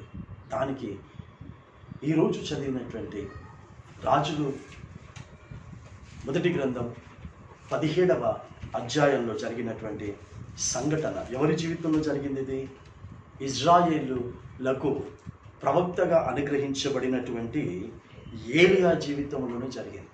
ఇది క్రైస్తవులకు కానీ వాక్యం జ్ఞానం ఉన్నటువంటి వారికి ఇది కొట్టిన పిండి, ఈ జరిగినటువంటి సంఘటన. నిద్రలో నుంచి లేపి అడిగినా కూడా ఈ 2 సంఘటనలు చెప్తారు. అయితే ఈ సంఘటన మనం ధ్యానించేటప్పుడు ఇక్కడ ఇది మంచి వార్త ఏలియాకి ఎలా అవుతుంది? నువ్వు మనుషుల మధ్యలో ఉండి తిండి తినవు, మనుషుల మధ్యలో నీకు కావలసింది నేను ఏర్పాటు చెయ్యను, నేను నిన్ను అడవిలోనికి అరణ్యములోనికి పంపించేస్తున్నాను. అరణ్యములో నీకు భోజనం ఎలా పెడతాను అని అంటే కాకులతో పంపిస్తారు. కాకులతో ఉదయకాలం పంపిస్తానన్నాడు, కాకులతో రాత్రికాల సమయంలో పంపిస్తానన్నాడు. ఎవడు చెప్పాడో నాకు తెలియదు, కానీ చాలామంది చెప్తాడు. పొద్దున రాజు తిన్నాడు తినాలంటాడు, మధ్యాహ్నం మంత్రి తిన్నాడు తినాలంటాడు, రాత్రేమో అడుక్కునేటోడు తిన్నట్టు తినాలంటాడు. ఎందుకంటే ఆరోగ్యంగా ఫిట్గా ఉండాలంటే రాత్రి లైట్గా తినాలంట. ఏలియాకి లైట్ ఫుడ్ పెట్టలే, నైట్లో మార్నింగ్ హెవీ ఫుడ్ పెట్టిండు, నైట్లో కూడా హెవీ ఫుడ్ పెట్టిండు. దేవుడు పెట్టే ఫుడ్, దేవుని ద్వారా నీ కష్టార్జితమైనటువంటి ఫుడ్ అయితే అది నువ్వు ఏ టైంలో నువ్వు ఎంత తీసుకున్నా ఫిట్గానే ఉంటావు, ఆరోగ్యంగానే ఉంటావు. మా పితరులు చెప్పేవాళ్ళు, మా నాయనలు మా అమ్మలు అప్పుడు చెప్పేటోళ్ళు, అరే రాత్రి తినకుండా వండుకుంటే ఊరవిష్కంత మాంసం గుంజుకపోతుందిరా, కాబట్టి రాత్రి తిని వండుకోవాలి. ఇప్పుడు రాత్రులలో తినొద్దండి, రాత్రులలో తినకుండా వండుకోవాలండి అని చెప్తారు. ఈ మొత్తం మీరు చదువుకోండి, మళ్ళీ నేను చెప్పాను కానీ మీ అందరికీ తెలుసు కాబట్టి. కాకులతో ఆహారము ఎప్పుడెప్పుడు పంపించిండో ఒకసారి చూడండి. 6వ వచనంలో, అక్కడ కకోలములు ఉదయమందు రొట్టెలును మాంసమును, ఉదయమందు రొట్టెలును మాంసమును. అంటే వెజిటేరియనా నాన్ వెజిటేరియనా? మార్నింగ్ బ్రేక్ఫాస్ట్ చెప్పాలి, నాన్ వెజిటేరియన్. రొట్టెలును మాంసమును, అస్తమయమందు రొట్టెలును మాంసమును అతని వద్దకు తీసుకొని వచ్చుచు ఉండెను. అంటే ఈవినింగ్ ఏది ఇస్తుండో ఫుడ్, నైట్ కూడా అదే ఫుడ్ ఇస్తున్నాడు, ఫ్రెష్ ఫుడ్. మళ్ళీ చెప్తున్నా, కొందరు ఉంటారు వాక్యం అర్థం చేసుకున్నారు, అవ ప్రొద్దున పెట్టిండు కదా, వండి పెట్టిండు కదా, మళ్ళీ అదే మనం రాత్రికి వేడి చేసుకుని తిందామంటూ ఉంటాం. మనం ఆయన ఫ్రెష్ పంపిస్తుండ్రు. మార్నింగ్ పంపించింది మళ్ళీ రాత్రి తినమని చెప్పలేదు. మార్నింగ్ రొట్టెలు ఫ్రెష్, మాంసము ఫ్రెష్. మళ్ళీ ఈవినింగ్ మళ్ళీ ఏం చేస్తున్నాడు, నైట్ ఫుడ్ డిన్నరు, మళ్ళీ ఫ్రెష్ రొట్టెలు పంపిస్తున్నాడు, మళ్ళీ మాంసమును కూడా పంపిస్తున్నాడు. ఇప్పుడు ఏం చెప్తుర్రు? కోవిడ్-19కు ముందు ఏం చెప్పిర్రు? తినొద్దు అన్నారు, మటన్ తినొద్దు కొవ్వు పెరుగుతుంది అన్నారు, మసాలాలు తినొద్దు గ్యాస్ వస్తుంది అని అన్నారు. ఇప్పుడు కోవిడ్-19 వచ్చిన తర్వాత మసాలాలు తింటే గ్యాస్ లేదు, మరి ఇప్పుడు మటన్లు లగేజ్ తింటురు, చికెన్లు ఒడిచిపోతున్నాయి, మటన్లు ఒడిచిపోతూ ఉన్నాయి. అంటే దేవుడు పెట్టినటువంటి పద్ధతి ప్రకారంగా మనము ప్రార్థనాపూర్వకంగా తింటే ఏ రోగము రాదు అని వీళ్ళు చెప్తున్నారు. ఇప్పుడు ఇక కోవిడ్-19 వచ్చిన తర్వాత చెప్తున్నారు. నా దేవుడు అప్పుడే చెప్తున్నాడు. కానీ ఇక్కడ ఒక మంచి మాట ఉంది, అది గుర్తుపెట్టుకోండి. 5వ వచనం చూడండి. 5వ వచనం, అతడు పోయి యెహోవా సెలవు చొప్పున, ప్రైజ్ ది లార్డ్, నీ బ్రతుకు దేవుని సెలవు చొప్పున ఉండాలి. దేవుడు ఎక్కడ ఎన్ని రోజులు ఉండుమంటే, ఎక్కడ ఎన్ని రోజులు పనిచేసుకోమంటే, ఎక్కడ ఎన్ని విధాలుగా ఉండుమంటే అక్కడ దేవుని సెలవు చొప్పున ఉండాలి, దేవుని మాట చొప్పున ఉండాలి. అది దేవుడు చెప్పాడు గనక నేను కాకెట్తో ఎందుకు తింటాను అని అనలే. ఈ రోజున అంటారు, అరే మీ అన్న భోజనాన్ని పిలిచిండు వెళ్ళమ్మా అంటే, వాని ఇంటికి నేను చచ్చినా నేను పోను. అరే మీ అక్క పిలిచింది, మీ చెల్లె పిలిచింది, లేదు చచ్చినా పోను. ఎందుకంటే వాడు నన్ను ఎంత బాధ పెట్టిండో నీకు తెలియదా, ఏం చేసిండో నీకు తెలియదా. అరే దేవుడే వీపు వెనకాల వేసేసుకుంటానన్నాడు, క్షమిస్తే క్షమాపణ అడిగితే వీపు వెనకాల వేసుకుని జ్ఞాపకం చేసుకుని అన్నాడు. మరి మనం ఎందుకు జ్ఞాపకం చేసుకుంటాం? కాబట్టి ఎవరి దగ్గరికి వెళ్ళమంటే, ఎలా ఉండుమంటే అలా దేవుని సెలవు చొప్పున నీ కార్యము ఉండాలి. వారితో మాట్లాడొద్దు అని చెప్తాడు, ఒక నెల మాట్లాడు, ఇంకో నెల చెప్తాడు మళ్ళీ మాట్లాడు అంటాడు, మాట్లాడు. సో ప్రతిదీ దేవుని సెలవు చొప్పున జరగాలి. అక్కడ హాయిగా ఉన్నాడు, బ్రహ్మాండంగా పొద్దున non vegetarian, evening non vegetarian, తింటుండు పంటుండు. అటు సేవ పని కూడా లేదు, సేవ పరిచర్య పని కూడా లేదు. ఇప్పుడు చాలామంది గట్లనే ఉందనుకో కోవిడ్-19లో. చాలామంది సేవకులకు కానుకలు మాత్రం తీసుకుంటారు కానీ ఇంట్లోకి వెళ్ళి బయటకు వెళ్తలేరు, సువార్త చెప్తలేరు. దేవుని కృపను బట్టి నాలాంటి కొంతమంది సేవకులు కోవిడ్-19లో కూడా బయటికి వెళ్ళే భాగ్యాన్ని దేవుడు మాకు కలుగచేస్తున్నందుకు దేవునికి స్తోత్రాలు. ఇంత చక్కగా ఉన్నప్పుడు ఎందుకు చెప్పినప్పుడు ఇది మంచి వార్తను చెడ్డ వార్తను మీరే చెప్పారు. Good news to all. ఏలియాకి మంచి వార్త అయితే అని నువ్వు జడ్జిమెంట్ ఇస్తే, నీకు కూడా ప్రారంభంలో దేవుడు నీకు నచ్చింది ఏదైనా చేయమని చెప్తే that will be good news for tomorrow. ఇది గుర్తుపెట్టు. అది నచ్చలేదైనా ఏలియాకి. ఎవరికి నచ్చుతుందమ్మా? కాకులతో తెచ్చి పెడతా అంటే. నిన్న బక్రీద్ అయింది, నిన్న బక్రీద్ ఫెస్టివల్ అయింది. ఇక్కడ అత్తాపూర్లో మేము ఫ్లాట్లో ఉన్నాం. మ్యాక్సిమం ఇక్కడంతా కూడా బక్రీద్ ఫెస్టివల్ జరిగించుకునే వాళ్ళు ఉన్నారు. అది ఎవరితో ఆ బక్రీద్ ఫెస్టివల్ ఎక్కడి నుంచి వచ్చింది అని అంటే, వీళ్ళు ఎక్కడి నుంచి చేసుకుంటాం, మనం క్రిస్మస్ ఎక్కడి నుంచి చేసుకుంటాము, న్యూ టెస్ట్మెంట్ నుంచి మనం చేసుకుంటాం, యేసు పుట్టాడు అని చెప్పేసి. ఆ యేసుకు సాదృశ్యమైనటువంటి ఇస్సాకును అబ్రహాము బలి ఇవ్వటానికి బదులుగా, ఇస్సాకును బలి ఇవ్వటానికి బదులుగా పొదల్లో కొమ్ములు తిరిగినటువంటి పొట్టేళ్లను దేవుడు ఏర్పాటు చేస్తాడు. దానికి సాదృశ్యంగా బక్రీద్ సెలబ్రేట్ చేసుకున్నారు మన బైబిల్ ప్రకారంగా. సో వాళ్ళకుండే మంచి అలవాటు ఏంటంటే, మనలను పిలిపించుకుంటాం. మన క్రిస్మస్ పండగకి, ఈస్టర్కి పిలిపించుకుని మనం వాళ్ళకి పెట్టుకుంటాం. ఇంకా మంచి మంచి ముక్కలు మనకు ఇష్టమైన వాళ్ళకి తీసి పెట్టుకుంటాం. వాళ్ళకి బొక్కలు, మెడలు, రెక్కలు వాళ్ళకి ఇస్తాం. ఈ స్వభావం మనది. విన్నారమ్మా? మన వాళ్ళకి గంటలు ఫుల్ గంటలు వేస్తాం, మన కాలంలోకి గింత వేస్తాం వడ్డించలేక. అందుకే వడ్డించే దగ్గర మనోళ్ళు ఉన్నారనుకో నో ప్రాబ్లం అంటారు దేవుని కొంతమంది. సో వీళ్ళు బక్రీద్ జరిగించుకొని నిన్న మన ఫ్లాట్ కూడా తీసుకొచ్చారు. ఏది వండి తీసుకురాలి, ఫ్రెష్గా తీసుకొచ్చారు. అది బైబిల్ ప్రకారంగా తీసుకొచ్చారు, దాంట్లో తప్పు లేదు. ఏలియా కాకుల ఎంగిల్ తినమంటే తిన్నాడు. మనకెందుకు? బైబిల్ దాని ప్రకారంగా వాళ్ళు తీసుకొచ్చి మనకిస్తే మనం ఎందుకు తినలే? దేవుని సెలవు చొప్పున చెయ్యమన్నప్పుడు అది చెయ్యండి. నువ్వు ప్రార్థన చేసుకుని వాక్య పద్ధతి ప్రకారంగా దేవునిని నువ్వు తింటున్నావు. అదే మనం షాపు పోయి కొనుక్కొచ్చుకున్నాము, ఆడ ఎవడోడు చేయబడతాడో తెలియదు, ఎవడమ్మిండో తెలియదు, ఏం చేసిండో తెలియదు. కానీ అది నీ సొమ్ము పెట్టి నువ్వు కొనుక్కొచ్చుకున్నావు కాబట్టి అనుకుంటూ తింటావు. అదే వీళ్ళకి ఫ్రెష్ మన దగ్గరనే కట్ చేసి ఇంత చక్కటి అడిగిన దేవుని సెలవు చొప్పున మళ్ళీ ఇక్కడి నుంచి సారపత్తులో ఉన్నటువంటి విధవరాల దగ్గరికి పంపిస్తాడు. మరి అక్కడనైనా మంచి వార్త ఉందా అంటే అక్కడ మంచి వార్త లేదు. గుడ్ న్యూస్ ఫర్ ఆల్ అన్నటువంటి మాట నేను చెప్తున్నాను. ప్రస్తుతానికి వర్తమానం వింటున్నప్పుడు మీ ఉద్యోగ స్థలాల్లో ఎలాంటి పరిస్థితులు ఉన్నాయో నాకు తెలియదు. మీరు ఎక్కడెక్కడ ఏమి పరిస్థితులు ఉన్నాయో నాకు తెలియదు, చదువుకునే దగ్గర కానీ ఎక్కడెక్కడ ఏమేమి ఉన్నాయో తెలియదు. ఇక్కడ ఉన్నటువంటి సహాయకురాలు కూడా కొన్ని సంవత్సరాల క్రితం సాక్ష్యం చెప్పింది. తను ఉద్యోగం చేస్తున్న స్థలంలో ఒక కంప్యూటర్ టీచర్ని కొత్తగా వాళ్ళ సార్ అపాయింట్ చేస్తే ఎలాంటి పరిస్థితి తన జీవితంలో ఎదురైందో మనందరికీ తెలుసు. ఆ తర్వాత కొంతకాలానికి ఆ బాధ పెట్టినటువంటి టార్చర్ పెట్టిన తనే రాపరూపాలు లేకుండా దేవుడు తొలగింపచేసి తనని రోజున అక్కడ అదే స్థలంలో ఉన్నత స్థితిలో నిలబెట్టాడు. ఆ సమయంలో తను మానేయాలనుకుంది, ఆ సమయంలో తను ఏదో తప్పు నిర్ణయం తీసుకోవాలనుకుంది. కానీ తన ఇక్కడికి రావటము తినలో ఉన్నటువంటి ఆ న్యాయభరితమైనటువంటి పట్టుదలతో ఏ విధమైనటువంటి ధనాపేక్ష లేకుండా పనిచేస్తుంది అన్నటువంటిది అక్కడ ఉన్నటువంటి వారికి తెలియచేయటానికి.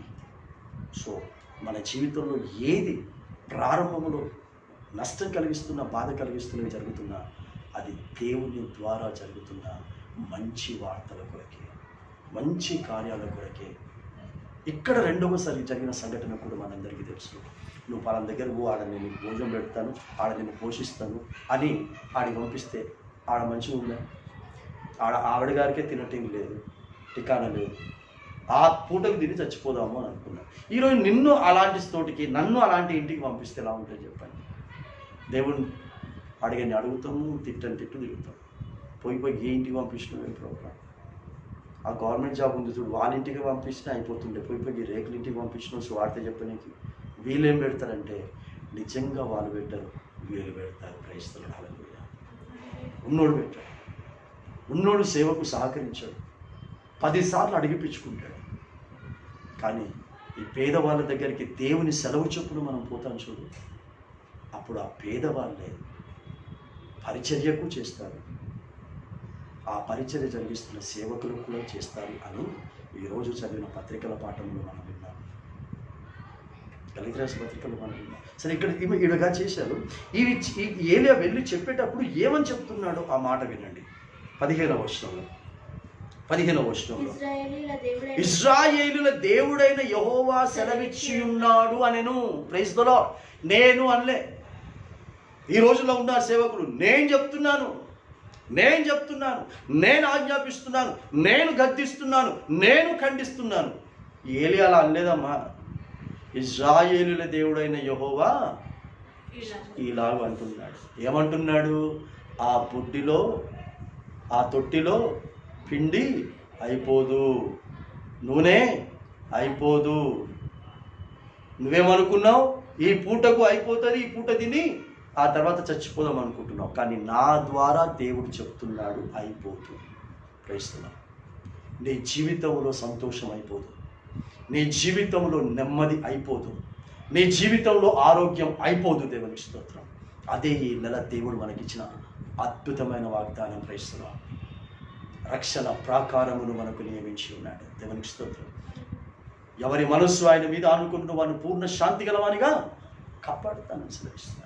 మూయబడిన ప్రతి ద్వారాలు కూడా తెరవండి అని ఆయన సెలవిచ్చి ఉన్నాడు. కాబట్టి దేవుడు చెప్పాడు గనక ఈ 3.5 సంవత్సరాలు, వర్షము పడని ఈ 3.5 సంవత్సరాలు మనం హాయిగా బ్రతుకుదామన్నాడు. మరి ఇప్పుడు నిజంగా చూస్తే ఈ COVID-19 వచ్చిన తర్వాత దేవునికి సంబంధించిన బిడ్డలు ఎట్లా బ్రతుకుతున్నారో అసలు ఊరికే అందరు. Praise the lord. హల్లెలూయా. ఊహకందని విధంగా అంతకు ముందు కంటే కూడా గొప్పగా ఈ లాక్డౌన్లో దేవుడు పోషించాడు. ఈ లాక్డౌన్లో పరిచయం జరిగింది. నేనే ధైర్యంగా ఇక్కడ నిలబడి నేను ఈ సాక్ష్యాన్ని చెప్పగలను. Praise the lord. ఈ COVID-19లో ఈ లాక్డౌన్లో కూడా ఎంతోమంది ఇచ్చేవాళ్ళు మానేసినప్పటికీ కూడా అంతకుముందు జరిగినటువంటి పరిచయం కంటే కూడా గొప్ప పరిచయం దేవుడు జరిగించుకున్నాడు. Praise the lord. ఎక్కువ ఖర్చులు కూడా వచ్చేటట్టుగా దేవుడు చేశాడు, ఎక్కువ ఎక్స్పెండిచర్ వచ్చేటట్టు చేశాడు. అయినా కించిత్ కూడా కష్టం అనిపించలేదు, కించిత్ కూడా పిల్లలకు కూడా కష్టం అనిపించలేదు. ఏమిట ఇంత కూడా మనకి కష్టం అనిపించలేదు. ఎట్లా అనిపించలేదు. అస్సలు టైంలో డెలివరీ, ఏ హాస్పిటల్స్ కూడా తీసుకునేటటువంటి పరిస్థితుల్లో అసలు ఇంకా అది మేలే జరిగిందంటే ఇప్పటికీ మా వాళ్ళు అలా జరగడం కూడా మేలే జరిగింది. అందుకే మనకు జరిగే జీవితం ప్రతికూల పరిస్థితులు అన్నీ కూడా మంచి వార్తలే, good news. Every bad news, మనం బ్యాడ్ న్యూస్ అనుకునే ప్రతిదీ కూడా దేవుని దృష్టిలో మనకి గుడ్ న్యూసే. సో ఈ 2 సంఘటనలు పాత నిబంధనలో జరిగిన 17వ అధ్యాయం 1 రాజుల గ్రంథంలో ఈ 2 కూడా ప్రారంభంలో బ్యాడ్ న్యూస్లే. కానీ దేవుడు వారికి గుడ్ చేయడానికి బ్యాడ్ని ఎలా ఫేస్ చేస్తారో పరీక్షించాడు. దేవునికి స్తోత్రం. సో నీ జీవితంలో దేవుడు గుడ్, వెరీ గుడ్ చేయాలనుకుంటున్నాడు కనుక ప్రస్తుతానికి బ్యాడ్ అన్న సిచ్యువేషన్ని నువ్వు ఎదుర్కొంటున్నావు. How you will face that result you will receive. అంతే.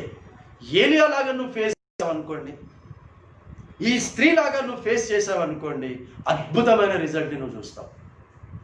నువ్వు వెనకడుగు వేసావనుకున్న వల్ల కాదు ప్రభు అని ఐఎమ్ సారీ.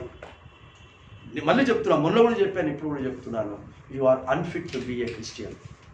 క్రైస్తవులుగా ఉండాలనుకున్నటువంటి ప్రతి ఒక్కరు కూడా ఇలాంటి సిచ్యువేషన్కు మీరు సిద్ధంగా ఉండండి. ఈరోజు చదివినటువంటి పత్రికల పాఠంలో గలతీలకు రాసినటువంటి పత్రిక 2వ అధ్యాయంలో ఎవరు ఏ విధంగా సువార్త చేస్తున్నారో చూడండి. ఇక్కడ పౌలు గలతీ సంఘానికి పత్రిక రాస్తూ తీతు గురించి ప్రత్యేకంగా రాస్తూ, ఈ తీతు గారు చాలా చక్కగా సువార్త సేవ పరిచర్యలో ఈ పౌలు దగ్గర నేర్చుకుంటున్నాడు. పౌలు ద్వారా అద్భుతమైనటువంటి సువార్త నెరవేర్చుతున్నాడు. పౌలు దేనికి పిలువబడ్డాడు? Good news. To preach gentiles. అన్యులకు సువార్త ప్రకటించబడటానికి పౌలును దేవుడు ఎన్నుకున్నాడు. పేతురుని ఎందుకు ఎన్నుకున్నాడని చెప్తాడు ఇదే అధ్యాయంలో మనం చదివితే. అతడు యూదుల కొరకు ఎన్నుకోబడ్డాడు అని చెప్తాడు. యూదులకు సువార్త చెప్పబడటానికి పేతురు గారిని ఎన్నుకున్నట్టుగా నన్ను అన్యులకు సువార్త ప్రకటించడానికి ఎన్నుకున్నాడు. వాళ్ళు పోటీ వాళ్ళే. నేను అన్యులకి ఎందుకు చెప్తాను, నేను యూదుల దగ్గరికి పోతాను, యూదులకి ఎందుకు చెప్తాను, నేను అన్యుల దగ్గరికి పోతాను, నీ దాంట్లో నేను తల దురుస్తా, నా దాంట్లో నువ్వెదుగుతా. ఇది చేయలేదమ్మా. మరి ఈ రోజున మనము చూస్తూ ఉన్నట్లయితే ఈ రోజున ఒక డినామినేషన్ ఇంకో డినామినేషన్కు పడదు.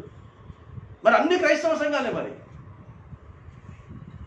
ఒక సేవకునికి ఇంకో సేవకునికి పడదు, ఒక సంఘస్థునికి ఇంకో సంఘస్థునికి పడదు. సో వీళ్ళు ఎక్కడున్నారంట, సంఘాన్ని చెడగొట్టే వాళ్ళు ఎక్కడున్నారని అంటాడంటే తీతుతో పాటు. తీతేమో చక్కగా సంఘం అభివృద్ధి పరచబడాలని, సంఘాలు స్థాపించబడాలని పౌలు దగ్గర తీతు గారు ఉంటే, ఇలాంటి పరిచర్య జరుగుతున్నటువంటి, ఇలాంటి మంచి సువార్త దేవుని ద్వారా కొనసాగబడుతున్నటువంటి వీళ్ళ దగ్గరనే చెడగొట్టడాలు ఇందులోనే ఉన్నారట. చూడండి, ఆయనే చెప్తాడు. చూడండి 5వ వచనంలో, సువార్త సత్యము మీ మధ్యను నిలుచున్నట్లు మేము వారికి ఒక్క గడి అయినను లోబడుటకు ఒప్పుకొనలేదు. ఎవరికి ఒప్పుకోలేదు వీరు అనంటే, దాంట్లోనే ఉండి చెడగొట్టాలనుకుంటున్నటువంటి వారికి. ఆ ఉన్నోళ్ళంతా ఎవరంటే డబ్బు ఉన్నోళ్ళు, జ్ఞానం ఉన్నోళ్ళు, ఈ లోక సంబంధం పలుకుబడి ఉన్నోళ్ళు. వీళ్ళుండి ఏం చేస్తున్నారంటే, మేము పౌలుతో సహకరించకపోతే పరిచర్య ఎట్లా జరుగుతుందో చూస్తాం, పౌలుకు పరిచర్యకు కావలసినవి ఇవ్వకపోతే, పౌలుకు వ్యక్తిగతమైనటువంటి అవసరాలకు ఇవ్వకపోతే ఎట్లా జరుగుతుందో చూస్తాం. మేము ఇస్తున్నాం కాబట్టి పౌలు పరిచర్య జరుగుతుంది, మేము ఇస్తున్నాం కాబట్టి ఆ సంఘాలు స్థాపించబడుతున్నాయన్నటువంటి ఈ మూర్ఖ స్వభావంతో ఉన్నారు. ఆ పై వచనాలు చూడండి, 3వ వచనం నుంచి చదవండి. ఆయనను నాతో కూడానున్న తీతు గ్రీసు దేశస్థుడైనను అతడు సున్నతి పొందుటకు బలవంత పెట్టబడలేదు, మనలను దాసులుగా చేసుకునవలనని క్రీస్తు యేసు వలన మనకు కలిగిన మన స్వాతంత్రమును వేగు చూచుటకు, చూసారా, వేగు చూచుటకు రహస్యముగా తేబడి దొంగతనముగా ప్రవేశించిన కపట సహోదరుల వలన జరిగినది. Praise the lord, hallelujah. ఎవరిరు? సహోదరులే, సంఘస్థులే, సావాస సభ్యులే. ఎట్లున్నారట? దొంగతనముగా, సాతాను చేత పంపబడినటువంటి, చెడగొట్టడానికి పంపబడినటువంటి వారు కపట సహోదరుల వలన ఇదంతా కూడా జరిగింది. 1 రోజు 2 రోజులు మాత్రమే తప్పు త్రోవల పట్టించగలవు, తప్పు నేర్పించగలవు. ఎప్పటికైనా నిజమే బయటపడుతుంది. అబద్ధము త్వరగా నమ్ముతారేమో, కానీ అబద్ధపు యొక్క ఆయుష్ తక్కువ. సత్యమును త్వరగా నమ్మరేమో, కానీ ఒక్కసారి సత్యము తెలిసిన తర్వాత, నిజం తెలుసుకున్న తర్వాత అబద్ధము చెప్పిన వారును చెడగొట్టిన వారిని మనుషులు, విశ్వాసులు, దేవుని బిడ్డలు ఎప్పటికీ నమ్మకుండా చేయటమే కాకుండా దేవుడు చెడగొట్టినటువంటి వారి పతనమును మాత్రము వదిలిపెట్టడు, జాగ్రత్త అనుసరిస్తున్నాడు. మరి ఇంత విధంగా ఉన్న పౌలు వెనుకకు పోయాడు సువార్త చెప్పడంలో, మంచి సువార్త చెప్పడంలో. మరి ఇప్పుడు ఈ చెడగొట్టేటటువంటి వాళ్ళు ఆయన సంఘములో, ఆయన సావాసంలో ఉన్నప్పుడు ఆయన వదిలిపెట్టలేదమ్మా. నువ్వు నేను వదిలిపెడతావు ఎందుకు? అటు ఏలియా వదిలిపెట్టలేదు, సారెపతిలో ఉన్నటువంటి విధవరాలు వెనక అడుగు వేయలేదు. మరి దేవుని బిడ్డల మనం ఎందుకు అడుగు వెనక్కి వేస్తున్నాం? ఎందుకు నువ్వు ఉద్యోగ స్థలంలో వేస్తావు? ఎందుకు నువ్వు చదువుకునే స్థలంలో వేస్తావు? ఎందుకు నీకు పలానా స్థలంలో ఎందుకు నువ్వు వెనకడుగు వేస్తున్నావు? వేయకండి, ఫేస్ ఎదిరించండి. ప్రయత్నిస్తున్నా వాళ్ళు సిగ్గుపడాలి, అన్యులు మనల్ని చెడగొట్టాలనుకున్న వారు సిగ్గుపడాలి. ఎందుకంటే అలా మనల్ని బాధ పెట్టడానికి పంపించింది దేవుడే, వాళ్ళ ద్వారా నువ్వు గ్రహించాలి. ఎందుకంటే అది నీకు పరీక్ష, ఎలా ఉంటావు. ఇక్కడ పౌలుకు పరీక్ష వస్తుంది, తీతుకు పరీక్ష వస్తూ ఉంది. అయినా ఏం చేస్తున్నాడు?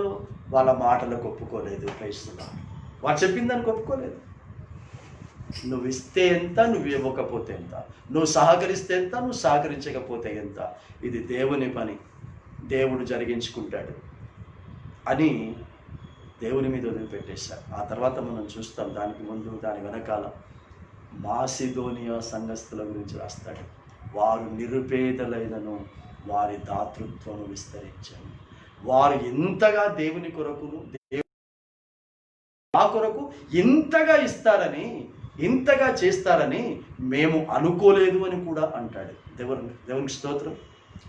సో దేవుని మిషన్, దేవుని యొక్క ఉద్దేశం, దేవుని యొక్క ప్రణాళిక ఏంటి అంటే, మొట్టమొదట విశ్వాసులము దేవుని బిడ్డలమైన మనల్ని బాధ పెడుతూ, కష్టపెడుతూ, హింసలకు గురి చేస్తూ, మన ఆత్మీయ విశ్వాస జీవితమును పరీక్షిస్తూ, వాటిలో ధైర్యంగా ఎదుర్కొనేటట్టు చేసి, వాటిని జయించిన తర్వాత అద్భుతమైనటువంటి ఉన్నత స్థితిలోనికి దేవుడు తీసుకెళ్తాడు. ఈరోజు బాధ పెట్టిన వారే మనల్ని గౌరవించే స్థాయికి తీసుకెళ్తాడు. ఈరోజు దుఃఖ పెట్టిన వారే మన సంతోషమునకు కారకులయ్యేటట్టుగా చేస్తాడు. ఆ తర్వాత చూడండి, 8-9 కలిసి ఉన్నాయి. అనగా సున్నతి పొందిన వారికి అపోస్తలుడు అవుటకు పేతురునకు సామర్థ్యము కలగ చేసిన వాడే అన్యజనులకు అపోస్తలుడు అవుటకు నాకును సామర్థ్యము కలగ చేసినని వారు గ్రహించినప్పుడు. క్రైస్తవుడు హల్లెలూయా. గ్రహించరా? గ్రహించినట్టు చేశాడమ్మా. చెడగొట్టాలని వచ్చిర్రమ్మా, దొంగతనంగా వచ్చారు, మోసపూరితమైనటువంటి విధంగా వచ్చారు. చివరికి దేవుడు వారు తప్పు చేస్తున్నారని, పౌలే కరెక్ట్ అని గ్రహించేటట్టు చేశాడు. సో ఈ మాసంలో, ఈ మొదటి పరిశుద్ధ పునరుత్థాన దినమున ఏ స్థలములో నువ్వు కావాలని హింసించబడుతున్నావో, కావాలని బాధ పెట్టబడుతున్నావో, అక్కడ వారు నీవే కరెక్ట్ అని, నీలో ఏ తప్పు లేదని, నీవు కష్టజీవివి అని, నీ ద్వారానే మేలు జరుగుతుందని పై అధికారులు, మిగతా వారు గ్రహించేటట్టుగా చేస్తారు.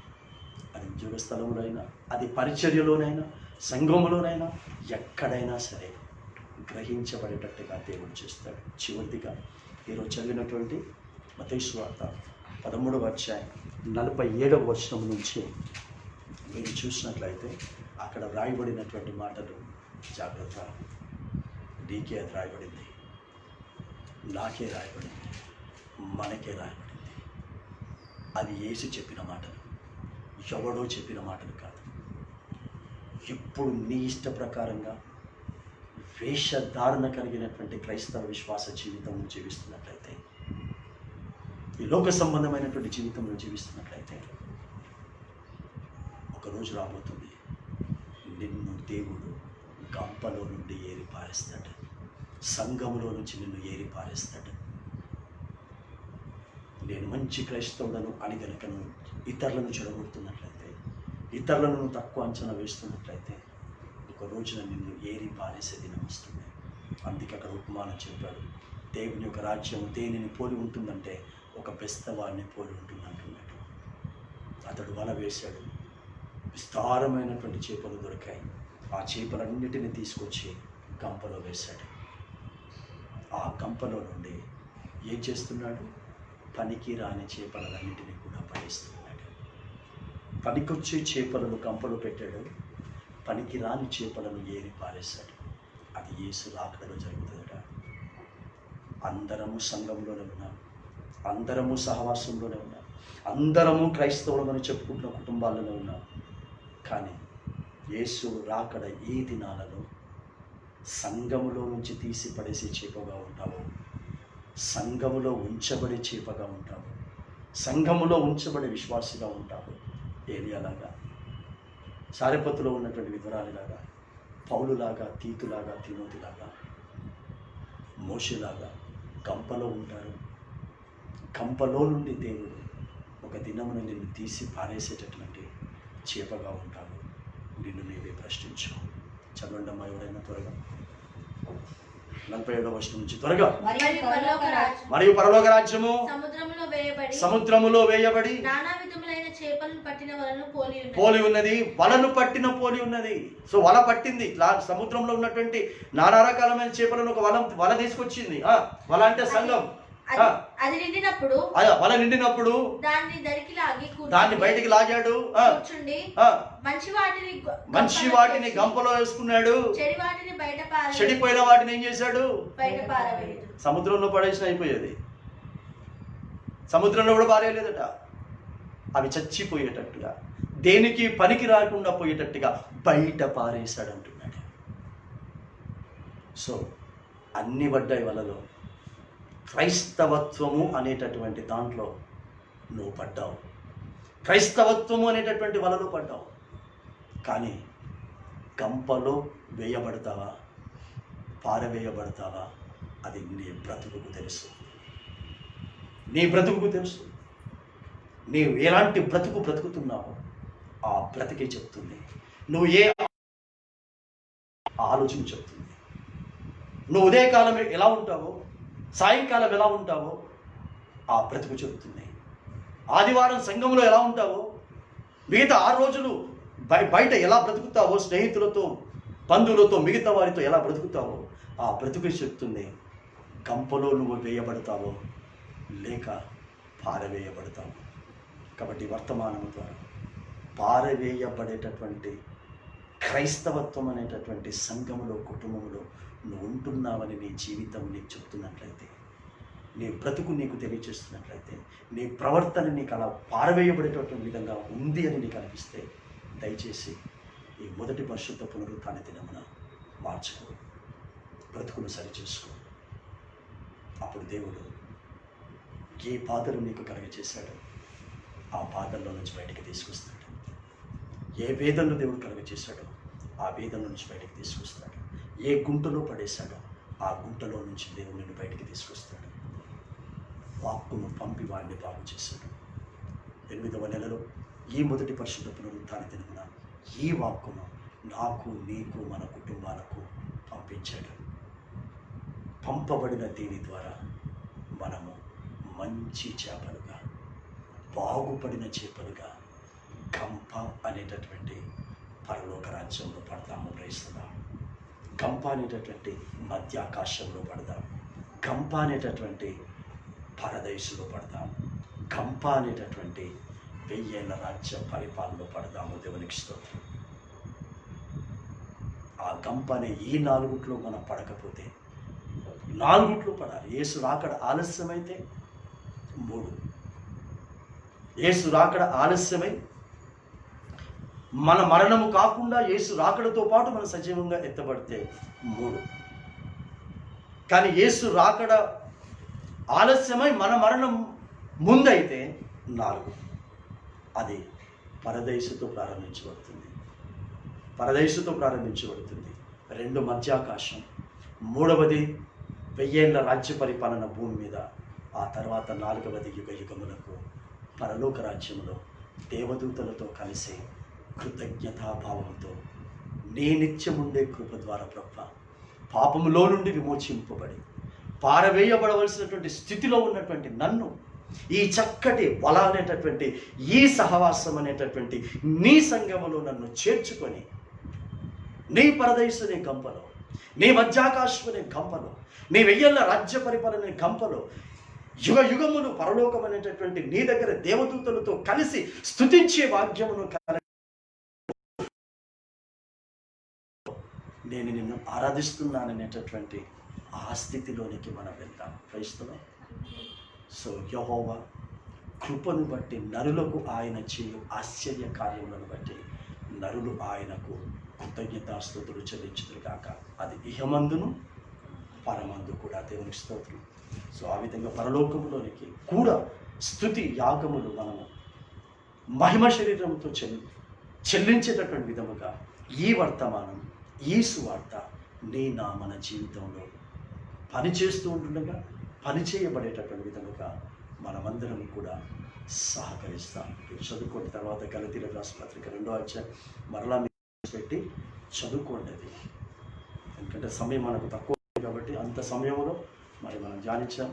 ఇక్కడ కాబట్టి ఇంక గంటనన్నా మనం ధ్యానించుకుంటున్నాం. ఇంకా మరి వేరే వేరే సంఘాల్లో అయితే అరగంటనే ఇస్తారు, 40 నిమిషాలు ఇస్తారు, 45 నిమిషాలు ఇస్తారు.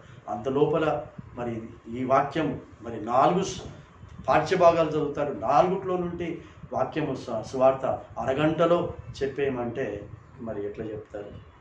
ఎట్లా మరి మనకు అర్థమవుతుంది? కాబట్టి కనీసం ఆదివారపు దినముననైనా, పరిశుద్ధ పునరుత్థాన దినముననైనా కాస్త సమయం ఎక్కువైనా వివరంగా తెలుసుకొని దేవునికి ఇష్టమైనటువంటి జీవితం జీవించడానికి మన భవిష్యత్ కార్యాచరణ సమర్పించుకున్నాను. కొద్ది మాటలు దేవుడు ఇచ్చి ఆశీర్వదించి కాచి కాపాడి సంరక్షించును కాక. ఆమేన్. ఈ సమయంలో మరి దేవుని సేవ పరిచయ నిమిత్తం తీసుకొని వచ్చినటువంటి కానుకలను మనము ఒక పాట పాడుతూ ఉంటుండగా మనము కానుకలను అర్పిస్తాం.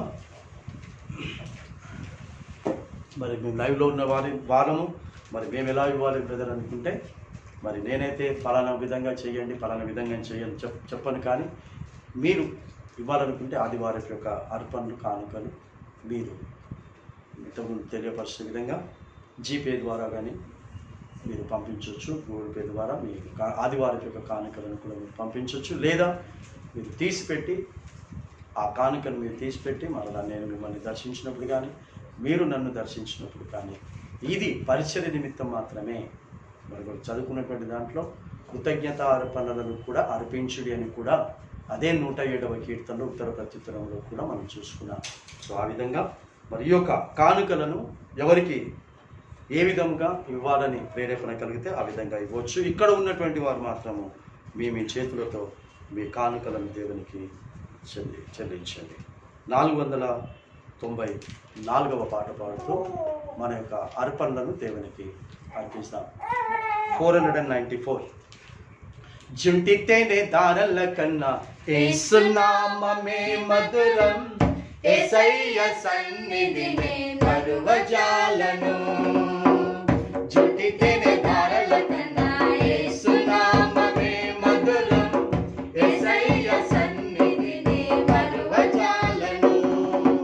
జీవిత కాలమంతా ఆనందించెదా, యేసయ్యనే ఆరాధించెదా. జీవిత కాలమంతా ఆనందించెదా, యేసయ్యనే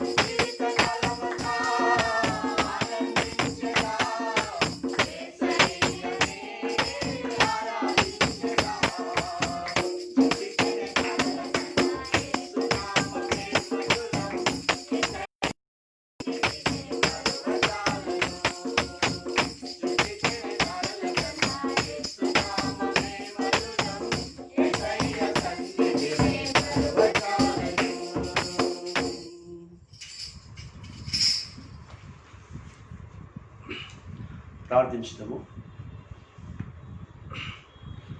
పరిశుద్ధమైన దేవా మా తండ్రి, ఈ సమయంలో తండ్రి ప్రభా జుంటి తేనె దారులకైనా మధురమైనటువంటి తండ్రి ప్రభా నీ సువార్తను, నీ వాక్కును తండ్రి ప్రభా మంచి వార్తగా మాకు పంపించి మా జీవితాలను, మా బ్రతుకులను, మా మనస్సులను, మా హృదయములను తండ్రి ప్రభా మా ఆత్మలను మీరు బాగు చేసిన విధానమును బట్టి నీకు స్తోత్రములు.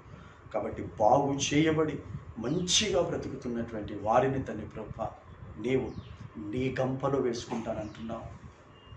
నీ ఆలోచన ప్రకారముగా ఆశీర్వదించి అభివృద్ధిపరిచి వర్ధిల్ల చేస్తానంటున్నావు తండ్రి. దానికి ప్రారంభంలో మాకు కష్టాలు తప్పవు, అవమానాలు నిందలు తప్పవు తండ్రి ప్రభా, వ్యతిరేకతలు తప్పవు తండ్రి.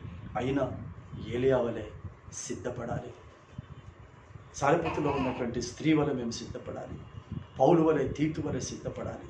ఎందుకంటే ఒక దినం ఉంది, ఆ దినమున తండ్రి ప్రభా సముద్రం అనేటటువంటి ఈ ప్రపంచంలో ఉన్న ప్రతి వ్యక్తిని నీవు వల అనేటటువంటి దానితో నువ్వు పిలుచుకున్నప్పుడు ఆ సమయంలో పారవేయబడినటువంటి స్థితిలో మేము ఉండకూడదు. నిత్య నరకాల్లో పారవేయబడేటటువంటి క్రైస్తవులుగా, విశ్వాసులుగా, నీతిమంతులుగా మేము ఉండకూడదు నాయన. తండ్రి ప్రభా మధ్యాకాశం అనేటటువంటి కంపలో వేయబడినటువంటి తండ్రి ప్రభా విశ్వాస నీతిమంతులుగా మేము ఉండాలి నాయన. నీ రాకడ ఆలస్యమే మా మరణం ముందైతే తండ్రి ప్రభా పరదైసు అనేటటువంటి కంపలో వేయబడి విశ్వాస నీతిమంతులుగా ఉండాలి నాయన. మధ్యాకాశ అనుభవం, పరదైసు అనుభవం అయిపోయిన తర్వాత భూమి మీద నీవు పరిపాలించేవి ఏళ్ళ రాజ్య పరిపాలన అనే ఆ గంపలో వేయబడాలి తండ్రి ప్రభా. ఈ మూడు ముగించబడిన తర్వాత చివరికి యుగ యుగములకు దేవదూతలతో కలిసి ఇంత చక్కగా మాకు బ్రతుకును బాగు చేసుకునే అవకాశాలను కలగచేసిన ఆ నిత్యముండే ఆ కృప ద్వారా మాకు నీ రాజ్యములో, పరలోక రాజ్యములో తండ్రి ప్రభా నిన్ను స్తుతించే భాగ్యమును కలగచేసినందుకు అక్కడ నీకు కృతజ్ఞత స్తుతి చెల్లించాలి నాయన. నీకు స్తోత్రం. సో ఆ విధంగా నాయన మమ్మల్ని నడిపించినందుకు, ఆ విధంగా సరి చేస్తూ ఉన్నందుకు నీకు స్తోత్రం. నేనును నా ఇంటి వారును యెహోవాను సేవించదము అని తండ్రి ప్రభా ఇళ్లలో ఆ యొక్క రెఫరెన్స్ని తండ్రి ప్రభా గోడల మీద పెట్టుకుని తండ్రి ప్రభా అలంకరంగా పెట్టుకుని తండ్రి ప్రభా బ్రతికే క్రైస్తవ విశ్వాస జీవితమును నువ్వు కొట్టివేసినందుకు నీకు స్తోత్రం. తండ్రి ప్రభా గోడల మీద ఉండే వాక్కులు కాదు నాయన నీకు కావాల్సింది, అలంకార రూపంగా ఉండే వాక్కులు కాదు నాయన. అది మా జీవితంలో ఆచరణలో ఉండేటటువంటి విధముగా ఆ వాక్కులు ఉండాలి తండ్రి. ఆ విధంగా నాయన ఇది రాసిన కుటుంబాన్ని మీరు నిలబెట్టుకుంటున్నందుకు, వాడుకుంటున్నందుకు నీకు స్తోత్రం. ఈ విధంగా పరిచయ కొరకునైనా, కుటుంబం కొరకునైనా ఎంతమంది అయితే ప్రార్థన పూర్వకంగా తండ్రి ప్రభా సహకరిస్తున్నారో, ప్రోత్సహిస్తున్నారో అవన్నీ నీ ద్వారా కలుగుతున్నాయి కనుక ఆ కుటుంబాలను మీరు దీవించండి, ఆశీర్వదించండి, అభివృద్ధి పరచండి. ఈ 8వ నెలలో తండ్రి ప్రభా మొదటి పరిశుద్ధ పునరుత్థానం యొక్క తండ్రి ప్రభా ఆరాధన కానుకను తండ్రి ప్రభా ఇక్కడ ఉండి చెల్లించినటువంటి బిడ్డలను వారి వారి స్థలంలో ఉండి తండ్రి ప్రభా వారికి అందుబాటులో ఉన్న ప్రకారంగా చెల్లించినటువంటి కానుకలన్నీ కూడా నీ దృష్టికి అంగీకారముగా ఉండును కాక నీకు స్తోత్రములు చెల్లిస్తున్నా నాయన. ఈ మాసములో తండ్రి ప్రభా మరి నిన్నటి దినమున తండ్రి ప్రభా మరి అలేఖ్యమ్మ గారు తండ్రి ప్రభా పంపించినటువంటి తన యొక్క 10వ భాగపు అర్పణను తండ్రి ప్రభా మరి గూగుల్ పే ద్వారా పంపించుంటుండగా ఆ అర్పణ నీ దృష్టికి అంగీకారముగా తండ్రి ప్రభా ఉండును కాక నీకు స్తోత్రములు. తాను మరి ఎలా పంపాలన్నా అని తండ్రి ప్రభా తెలుసుకొని పంపి ఉన్నది కనుక మరి తను ఎంత బాధతో వేదనతో ఉందో నీకు తెలుసు తండ్రి. తండ్రి ప్రభా ఈరోజు వాక్యం ధ్యానించిన ప్రకారంగా తన పట్లను మంచి అద్భుతాన్ని జరిగించిన ఉన్నాం కనుక తండ్రి ప్రభా మరి ఇరుకు ద్వారము గుండా ప్రవేశింపచేసి ఉన్నాం తండ్రి ప్రభా. ఇది ముళ్ళబాటనే కానీ పూలబాట కాదు నాయన నీకు స్తోత్రం. కానీ తనకు ఒక గౌరవ సూచకమైనటువంటి అద్భుతమైనటువంటి భవిష్యత్తు అలక్యమ్మ గారి కొరకును తన కుటుంబం కొరకు తండ్రి ప్రభా నువ్వు ఏర్పాటు చేసి ఉన్నాం. తన కుటుంబం కొరకు ప్రార్థన కోరి ఉంటుండగా తండ్రి ప్రభా అద్భుత రీతిలో తండ్రి ప్రభా ఏ సంబంధంగాను పర సంబంధంగా కూడా మీరు బిడ్డను దీవించమని తండ్రి ప్రభా ప్రార్థిస్తున్నాం. అదేవిధంగా హేమమ్మ గారు కూడా తండ్రి ప్రభా పంపించినటువంటి తండ్రి ప్రభా తను స్వయంగా తండ్రి ప్రభా కూడికను ఏర్పాటు చేసుకుని ఇచ్చినటువంటి అర్పణను ఆ యొక్క 10వ భాగపు అర్పణను కూడా మీరు స్వీకరించినందుకు నీకు స్తోత్రములు చెల్లిస్తున్నాం. ఆ బిడ్డ యొక్క కుటుంబాన్ని తన తల్లి రాబడిని వారి గృహ నిర్మాణ పనిని కూడా తండ్రి ప్రభా విజయవంతంగా త్వరగా ముగించుకున్నట్టుకు మీరు సహాయం అందించమని కూడా తండ్రి ప్రభా ప్రార్థిస్తున్నాం తండ్రి ప్రభా. ఈ విధముగా తండ్రి ప్రభా మొదటి దిన అర్పణలను తండ్రి ప్రభా మరి చెల్లించి వాగ్దానాలు స్వీకరించిన బిడ్డలందరినీ కూడా మీరు జ్ఞాపకం చేసుకోండి తండ్రి ప్రభా. అర్పణలతో పాటు సమర్పించుకున్నటువంటి బిడ్డల్ని కూడా మీరు జ్ఞాపకం చేసుకోండి. ఎవరెవరు ఎక్కడెక్కడ ఉండి ఏ విధంగా నీ ఉద్దేశాన్ని నీ చిత్తాన్ని తండ్రి ప్రభా నెరవేర్పులోనికి తెస్తున్నారు ఆ బిడ్డలందరినీ కూడా తండ్రి ప్రభా మేము అడిగినా అడగకపోయినా నువ్వు దీవిస్తావు. అద్భుత రీతిలో తండ్రి ప్రభా నువ్వు వాడుకుంటావు. అందుని బట్టి నీకు స్తోత్రములు. ఆయన తండ్రి ప్రభా సమర్పించినటువంటి కానుకలు, సమర్పించినటువంటి కానుకలన్నీ కూడా నీ సేవా పరిచయం నమ్మకంగా వాడబడుటకు, అనేక చోట్లకు వెళ్ళుటకు, నీ స్వార్థ అందించుటకు పౌలు ఏ విధంగానైతే తండ్రి ప్రభా అన్యుల కొరకు నేను ఏర్పాటు చేయబడ్డానన్నాడు. పేతురు యూదుల కొరకు ఏర్పాటు చేయబడ్డానన్నాడు. ఈ పరిశుద్ధ దినాలలో తండ్రి ప్రభా, పరిశుద్ధాత్మ దినాలలో అందరి కొరకు తండ్రి ప్రభా ఏర్పాటు చేయబడ్డాము తండ్రి. కాబట్టి మేము ఎవరెవరి కొరకు ఏర్పాటు చేయబడ్డామో, ఏ ఏ ప్రాంతాల కొరకు ఏర్పాటు చేయబడ్డామో ఆయా ప్రాంతాలకు తండ్రి ప్రభా నీ సెలవు చెప్పున్నాను, నీవు పంపించిన దాని ప్రకారంగా వెళ్ళుటకు తండ్రి ప్రభా నీ ఆత్మ సహాయ నడిపింపును ఈ కానుకలను మీరు వాడుకోనమని కూడా తండ్రి ప్రభా ప్రార్థిస్తున్నాం. నేను ఒక్కొక్కరిగా ఇప్పుడు పేర్లెత్తి ప్రార్థించకపోయినప్పటికీ కూడా తండ్రి ప్రభా అందరినీ నువ్వు దృష్టిలో పెట్టుకొని అందరి పట్ల తండ్రి ప్రభా వాక్య నెరవేరు ప్రకారంగా కుటుంబాలను కట్టండి, సంతానములను దయచేయండి. సంతానములను దయచేసినటువంటి బిడ్డలు కూడా నీలో ఎదుగుటకు, నీలో ఫలించుటకు నీ కృపను అనుగ్రహించండి. గృహ నిర్మాణాలు కావాలనుకున్న బిడ్డలకు గృహ నిర్మాణాలను తండ్రి ప్రభా మీరు అనుగ్రహించండి. ప్రార్థిస్తున్నాం. వివాహాల కొరకు ఎదురు చూసిన బిడ్డలకు వివాహాలు కలుగుటకు ప్రార్థిస్తున్నాము తండ్రి ప్రభా. అనారోగ్యం చేత అస్వస్థగా బలహీనులుగా ఉండి ఆర్థిక పరమైనటువంటి సహాయం కొరకు ఎదురు చూస్తూ, ఆరోగ్యం కొరకు ఎదురు చూస్తున్న బిడ్డలకు కూడా ఆర్థిక సహాయం అందించి, సరైన వైద్యం అందించబడి ఆరోగ్యవంతులుగా, నీ పరిశుద్ధులుగా తండ్రి ప్రభా హాస్పిటల్స్ నుంచి డిశ్చార్జ్ అయి రావడానికి, ఇళ్లలో ఉన్నటువంటి బిడ్డలు కూడా ఆ విధంగా పరిశుద్ధులుగా మార్చబడి ఆరోగ్యవంతులుగా ఉండటానికి నీ కృపను అనుగ్రహించండి నాయన. ఈ రోజున ఇక్కడికి రావాలని ఉండి కూడా రాలేకపోయినటువంటి బిడ్డలు మరొక అవకాశాన్ని బిడ్డలకు కలిగించేయమని తండ్రి ప్రభా. ఏ కోవిడ్-19 ఏదో ఒకటి దాన్ని బట్టి తండ్రి ప్రభా ఇంత శ్రేష్టమైనటువంటి అవకాశాలను ఎవరు కూడా పోగొట్టుకోకుండా ఉన్నట్లు తండ్రి ప్రభా మేము వెళ్తుంది దేవుని సన్నిధిలోనికి, మేము దేవుని ప్రజల దగ్గరికి, మేము దేవుని ప్రజలుగా మేము వెళ్తున్నాం కనుక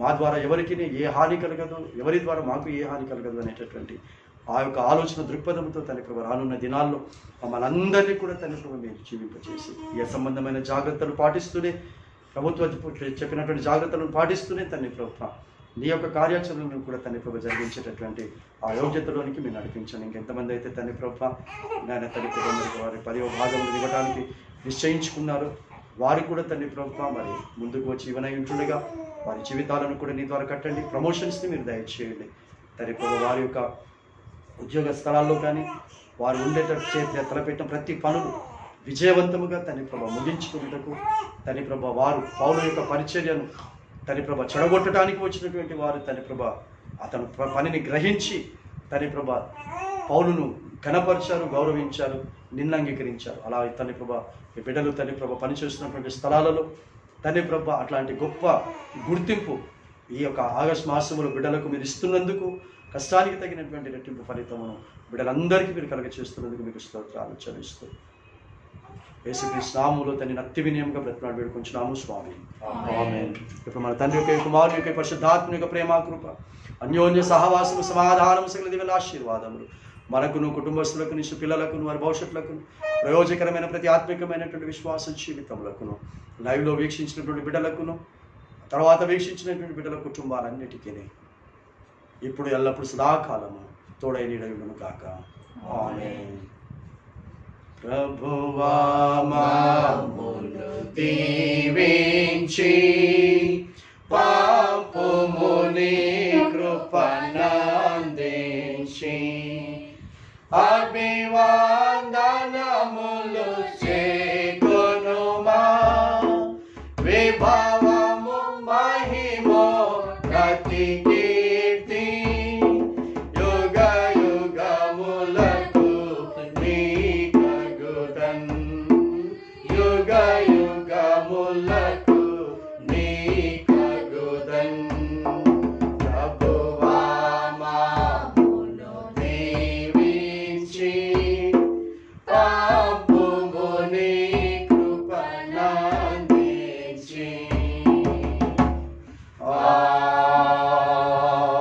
ఆమేన్. యేసు రక్తమే జయం, యేసు నామమే జయం, యేసు రక్తం సంపూర్ణ విజయం. అపవాది క్రియలంతా కోటి నాశనం, అది నీ కార్యములు నిరంతరం జయం జయం జయం. ఆమేన్ ఆమేన్ ఆమేన్. సో ప్రైజ్ లార్డ్ అండి అందరికీ. God bless you all.